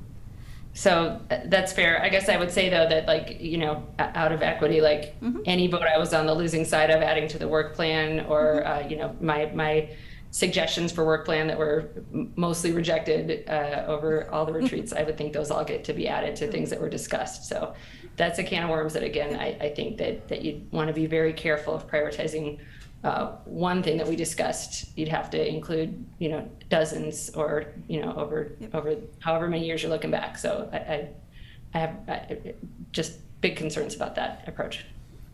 Appreciate that, and certainly not looking to go back years, wanting to really be thoughtful about the work of this term and wanting to be able to share information in as neutral a way as possible, but certainly appreciate that. Nicole, do you have something? Sort of, I don't know if this is the right time if we want to wrap this up, but I've got a kind of question about this process for Nuria, but it's not this one, it's sort of a meta question. Should I ask now, or are we done here? Well, we're not quite done here. So I guess maybe any other thoughts on this question? Seeing none, then do you all have what you need from us? We do, thank you. There were a total of 3 questions. The second one here doesn't necessarily apply at this point, but I did want to raise the third one. I think we've already gone over this, but if the council does have any additional feedback on the recommendations for CLAB or any direction for CLAB. So I appreciate you bringing this back up, Kristen, but I might encourage my colleagues to not dive deep into a can of worms here on the specifics of the recommendations, but you can say what you want. I'm not seeing any, so. Thank you very much. Thank you. And Kristen, a very fine job on your first outing with council. That was a lot of tough questions that you handled very adroitly. Thank you all. Okay. And do you want to throw in a question while we're transitioning? Yes. Yeah. Or before we transit? Yeah. Actually, can she just, how about ask your question and we'll get you, help me out, Alicia. Okay, go ahead and ask your question, Nicole. Okay, thank you. So this whole discussion just kind of brings up for me a question related to the Board and Commissions consultant and sort of the process and things that's going on right now. Is the process that brought us to this discussion tonight and to the 2 years of work on council anything that we can get feedback on from that project? Because this is a discussion that was started by CLAB and it went on for 2 years involving researchers, public health experts, parents, businesses, and more, and I really appreciate that work. And the fact that the previous council and our council never bought in led to 2 years of work that is now paused for a bit. So is there anything in that Board and Commissions project just sort of related to this process? And it's not for answering tonight. I'm curious if that's something we could get a little bit of feedback on, because that seems like a lot of work before council kind of got to it and had a chance to weigh in on how it fits in with priorities. I can be quick about it and say that I believe there is that part of the work that we've asked is broad, but also about not just taking a look at the boards and commissions work in general, but also looking at scope and looking at how that scope is arrived and whether or how better to strengthen and tighten the work of our boards and commissions to the council priorities at hand versus going extemporaneously outside of that, which then commits resources. We've got certainly language in our code about that. We hope to get some feedback on that regard as well. So thank you. All right. And with that little interim there, Alicia, if we could move to 6B, please. Thank you, sir. 6B on tonight's agenda under matters from the city manager is the public safety around the Boulder Creek. Thank you so much, Council. And we are pleased to come before you. We know that this was a question Councilmember Joseph asked for CAC to have. Our Chief Calderazzo and our Director, Allie Rhodes, are here to talk a little bit about Boulder Creek. Clearly, we have had this summer some tragic events, and we are so sorry to hear of them, so sorry for families who are dealing with some of these tragedies. But the question was asked about what we are doing and perhaps what we are contemplating doing in the future. And with that, I pass that to Chief Calderazzo. Thank you, Nuria. Good evening, Council. Mike Calderazzo, Fire Chief. I'd like to add some comments to Nuria's about the tragic events as well. Our hearts go out to the victims' families, and I personally appreciate the work of the first responders and the others who actually helped them in these incidents that were not first responders, but were just helpful to them. The outcome was not what any of us wanted, and even in speaking with the crews, I know they had a lot of regrets, of course, but I wanted to express our appreciation for their heroic efforts to try and save those individuals. I think we all agree that even one drowning is one too many in any of our waterways, and so we're grateful for the opportunity to share a few thoughts this evening about safety around our waterways. and talk a little bit about what happens today, what we're contemplating, and then hopefully maybe answer some questions from council. So I'll start with kind of what the emergency response picture looks like. So if an event occurs in the creek or we get a 911 call, it's normal for us to respond multiple units, particularly when it comes to swift water. It's hard to figure out where the person is in the water, especially if they're moving. And so we end up, and many times, you can see even in the pictures, we'll set up in spots farther down to try to pick them off in the water. And they train for this, but we don't even allow first responders to get near the water without all of these kinds of gear and personal flotation devices. And they practice regularly for this type of event. It isn't our normal practice to have responders waiting along the creeks no matter what the creek flow is. And so a lot of times when there's an event, it is typically either a bystander or some other responder, community responder, that ends up helping, and then we get the responders to the scene. Depending on where the incident actually is, we could have even county level responders coming with us. We're part of a regional cooperative when it comes to swift water. It is practice, though, for certain events during the year for us to staff up swift water technicians like you see here in this picture. Things like tube to work day. We'll put key players along the creek just in case, but I want to emphasize it takes us a while to get to the creek, to find somebody who may be moving, to even do what you see in these pictures and get them out of the creek. And so it is always a difficult prospect to get them out quickly. And that's something we fight with every incident. So I want to make that clear up front. So here's some of the protocols that we use right now. It is our practice to follow what the county sheriff declares for creeks and waterways. So CFS stands for cubic feet per second. That's just a standard flow rate that we have monitors all along all the creeks. And generally above 700 sustained. So we know that during storms you could have creek flows go up quite quickly but then go right back down. We prepare every March or so for the spring, the runoff, the summer months where people are naturally in the creek. We prepare and talk about creek flows constantly. If it's over 700, the sheriff will declare that the creek is off limits to water activities, and we go along with that. So then it becomes a countywide thing, and Boulder is part of that. I will say, even though the slide says 1 to 200 cubic feet per second might be ideal tubing range, and it probably is, there are still areas in the creeks, regardless of the flow, that are snag areas that can turn into some pretty deadly spots.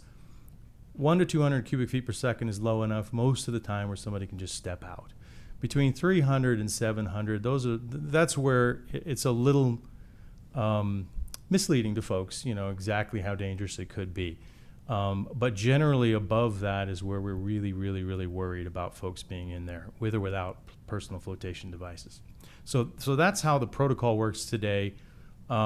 It's entirely up to the county sheriff, but in consultation with everybody else in the county, and we end up with sustained cubic feet flows at 700 to see some closures. And so at that moment, if it's closed, we're definitely above 700 sustained. There is an exception, I should say, for canoes and kayaks. That's a state law. They can continue to use the creek regardless of whatever the sheriff may declare, or us for that matter. So we have been talking about this for a while now due to these events, but even before that, how we can increase creek safety. It's a popular spot. Folks love our creeks, and with good reason. What we're doing now is taking a look at, we've looked at rescues and stream flows, when they happen,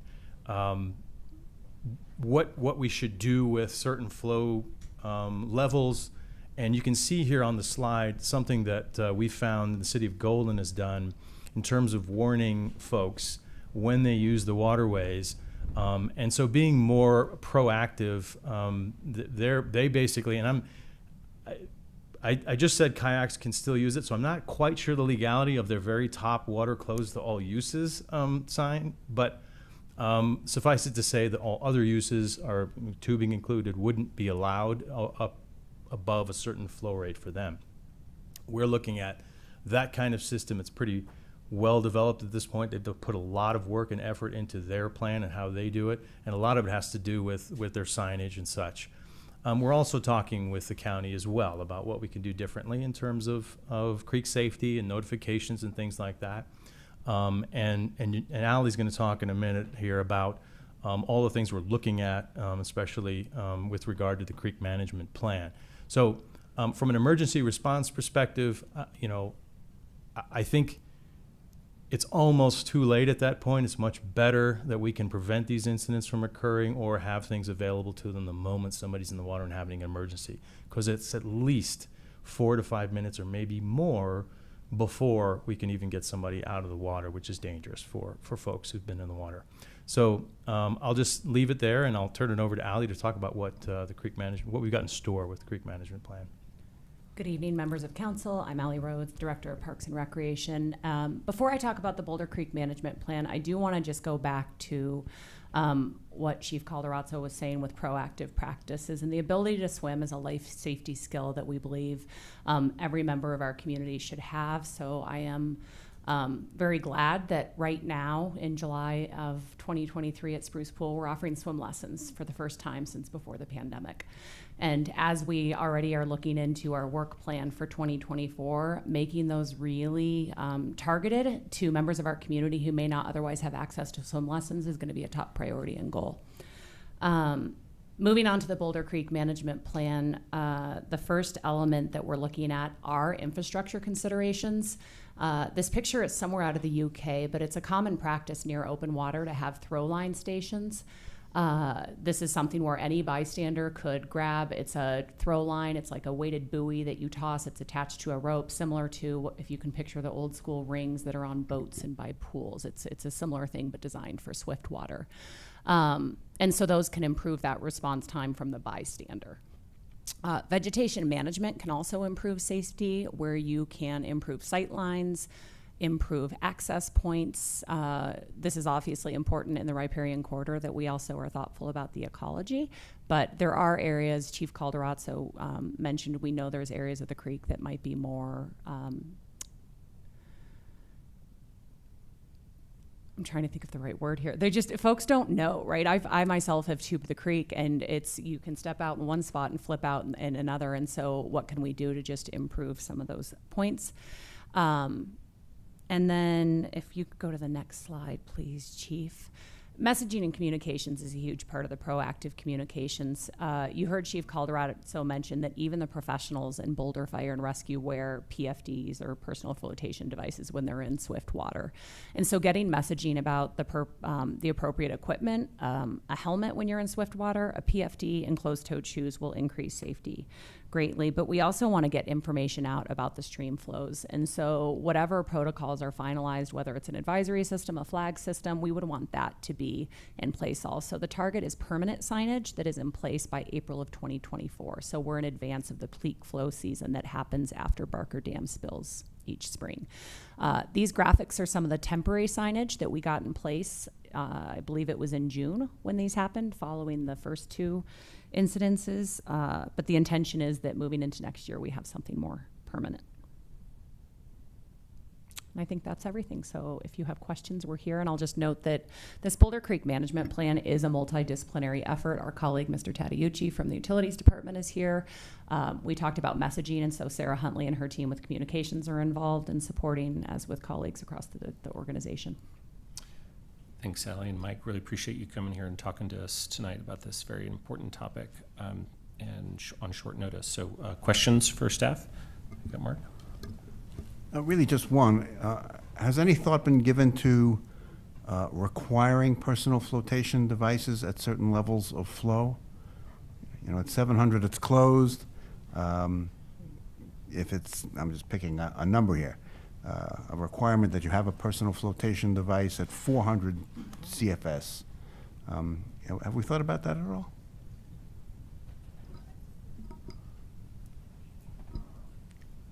I'll just offer, we haven't talked about it ourselves. I would say two things. One is I know that other organizations have evaluated it and they came up with the same concerns that I believe we have, is how on earth would you ever enforce that?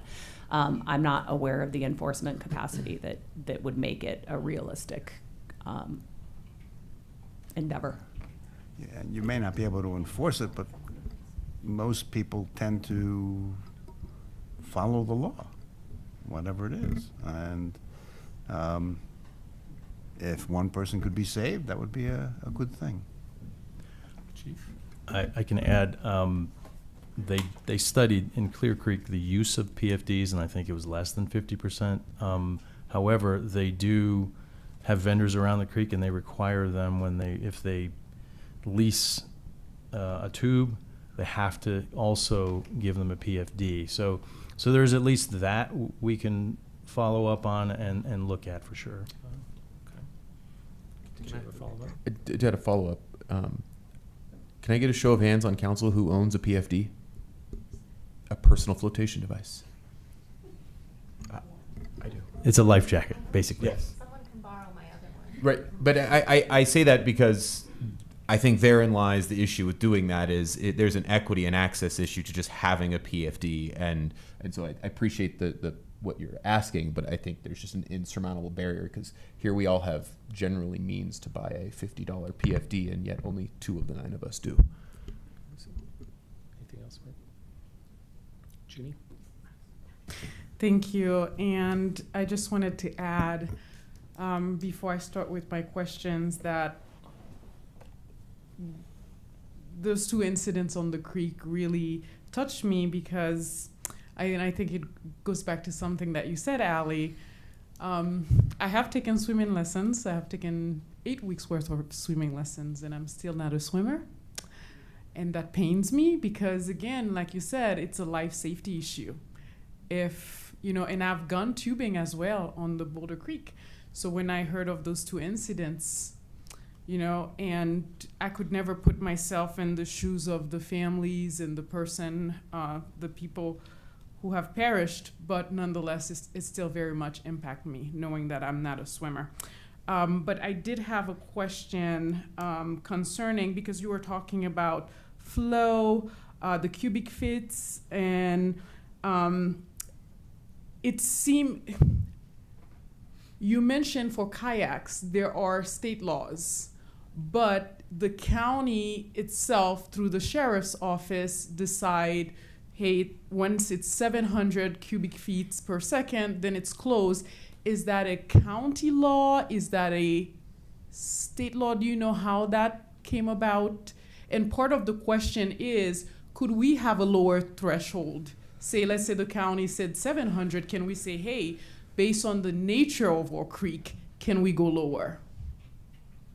If I may, I'll say that I have spoken to the sheriff's office on this to understand myself as this had happened. And again, Chief, if I'm wrong, please correct me. But the threshold is actually not a uniform threshold. It is dependent on each waterway and dependent on a variety of considerations. There are some areas that are wider, there are some that have more depth, there are some that receive more flow. So for every one of the waterways in the entire county, that cubic flow per second is different. And so that is the one that they have determined for Boulder Creek. Okay. And can I ask you, is that updated or is it something that is set? Do you know? Yeah. It's set. It's a set rate by the sheriff, yeah. Okay. But I will say too that, and correct me again if I'm wrong, Chief, but we remain in communication with the sheriff to just make sure that if there are additional considerations given the incidents and any change in circumstance, that we want to be able to have that conversation. And it could be that in the future that changes or not, but that's a consideration for the sheriff, and we remain in those conversations. Thank you. Well said. I got Matt and then Rachel.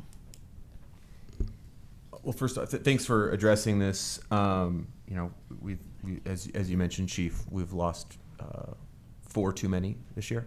And you know what? I had a conversation with Sheriff Johnson, and I guess something that came up was, again, this 700 CFS thing, and just looking at this year's data, which I think we'd all agree was an excessively high runoff year because of the snowpack, and we only had about 6 days that exceeded 700 CFS.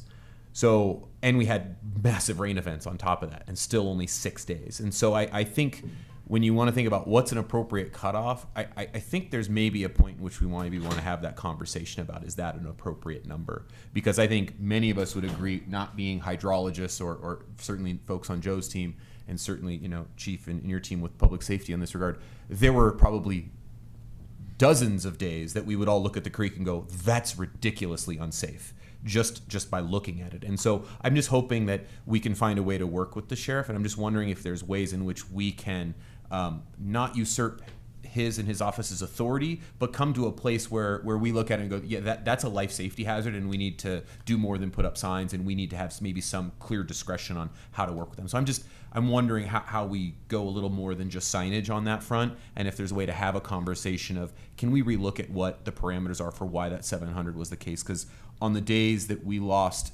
a child and another person, the flow rate, after talking to Sheriff Johnson, was only at like 450 CFS. And you go, like, that we're not even close to the max. We're in the middle range, and we have deadly water. So I just want to know how we can sort of work with throttling or modifying that number, or seasonally preparing for what's coming. And we're definitely talking with them about that. And that's why I mentioned the 300 to 700 range is deceptively deadly. And obviously there's a balance between being too heavy-handed, and the creek's a wonderful place and a great place to recreate for everyone, our visitors, our residents, and everyone. And but outlawing certain things and preventing access to it, I think, is something the sheriff is sensitive to as well, countywide. And so we definitely want to talk with them about it and figure out ways that we can safely enjoy the creek, even if the flows, you know, maybe it is a lower threshold, but we definitely want to make sure that everyone has an opportunity to weigh in on what's truly safe and not, and when are we being too restrictive and not allowing people to enjoy the opportunity to be in the creek. Appreciate that. And let us know how we can help in that conversation as well, in having conversations with the sheriff. Sure. I want to add just one note from an aquatics background, and that to a non-swimmer, all water is deadly.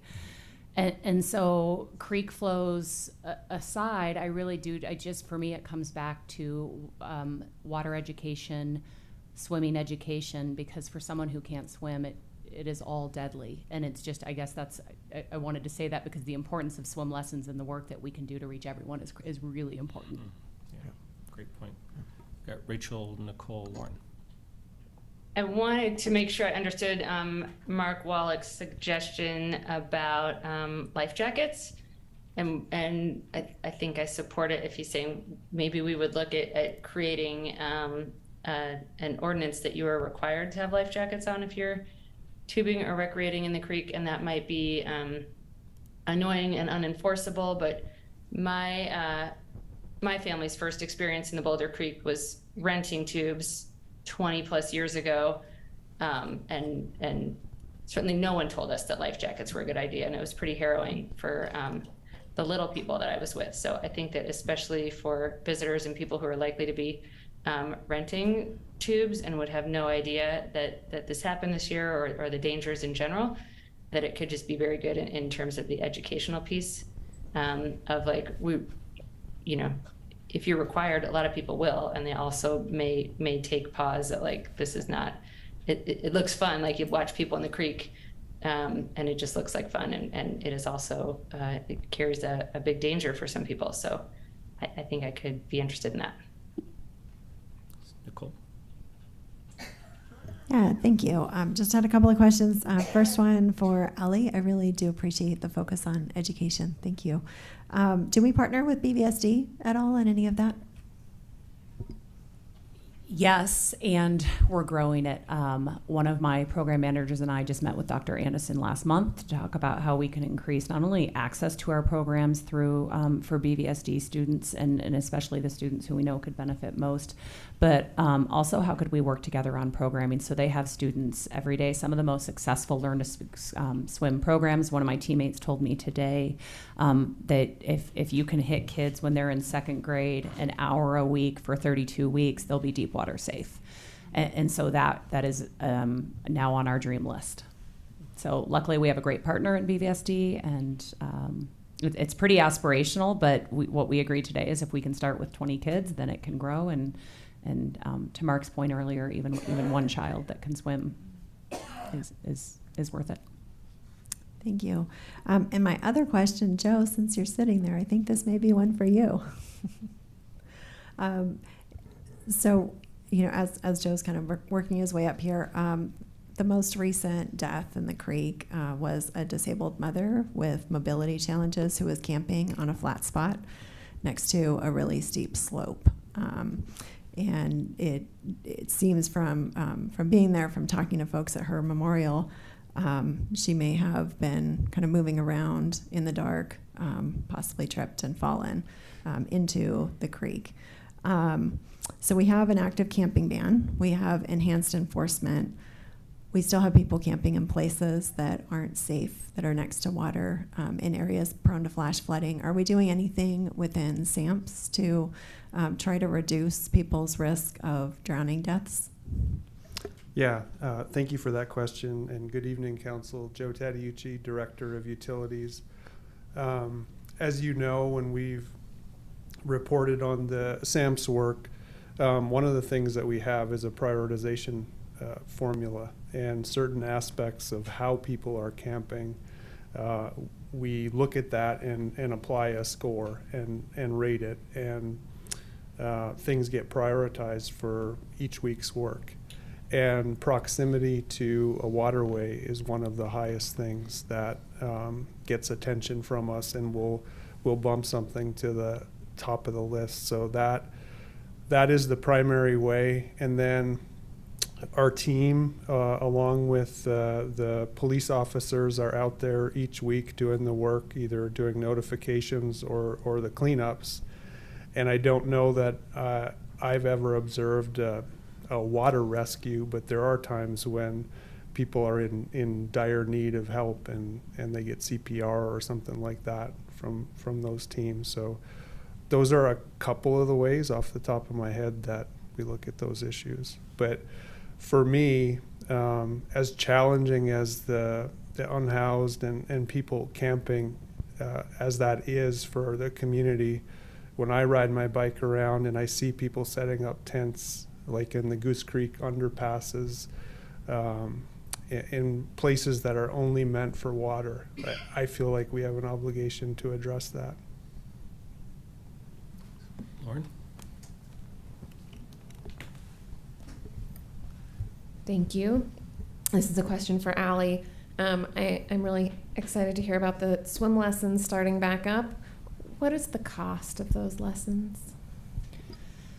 I would be making it up if I told you an exact number right now, but I believe for 5 lessons, it's in the range of like $50. Swim lessons on our council has heard before how we price things based upon the degree of benefit to the community, whether if it's highly community benefit, like our parks, they're entirely free, they're paid for by taxes. If the benefit is more individual, the individual pays.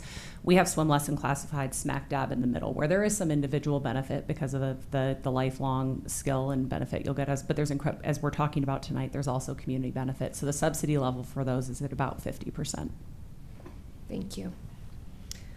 And then I was really interested to see the water safety throw lines idea. Is that something that we're planning on implementing or just looking at the moment? Is that going to be part of that? I have heard zero objections to it. We've already added them. So I'll note something we didn't include in the presentation. Urban park rangers were among the first to respond in both of the June incidences. So increased response along the creek has a water safety benefit as well. Those folks, will get them trained and have throw bags. And then the stations, I think that I have confirmed we have funding for that. And so those will be in place by April. Great, thank you. And I also just wanted to colloquy a little bit on what Matt brought up in terms of sort of the water. I enjoy tubing a lot and have a fair amount of experience with both Boulder and the St. Vrain through Lions. And one of the things that I find interesting there is as soon as they lift the ban on Lions, in Lions, then it's not safe, but it's an acceptable level of danger to me.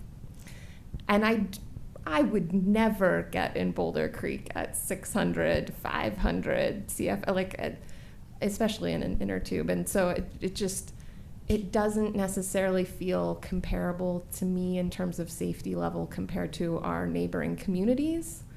And I wonder about potentially that creating a little bit of community confusion as well. Because if you're used to once it opens, it's safe in this community, and I'm going to go over to Boulder, and it's probably the same since theirs is open.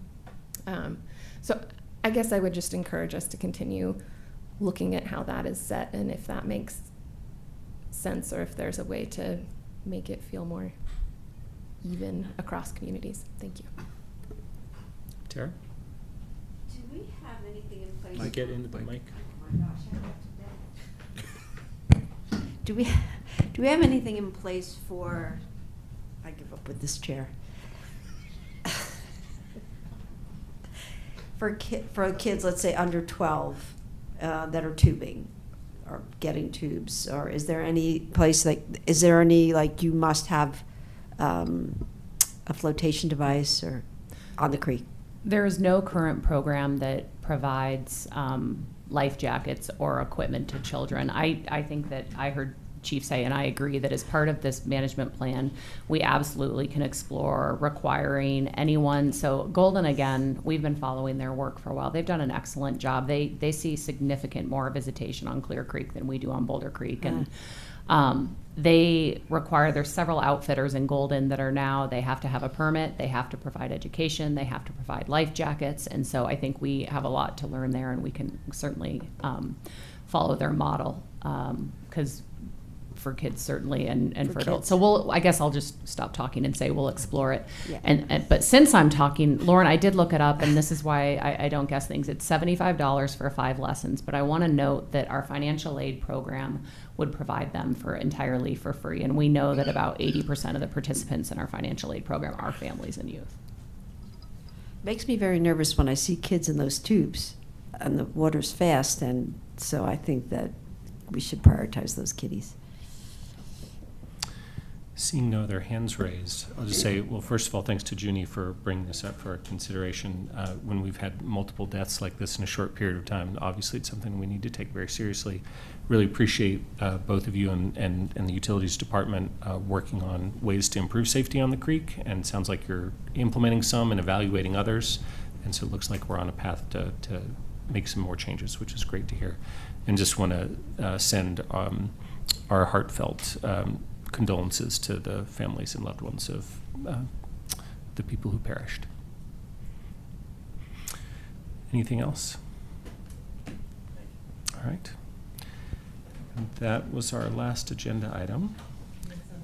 Any final thoughts? On this or anything else? On anything, although yeah.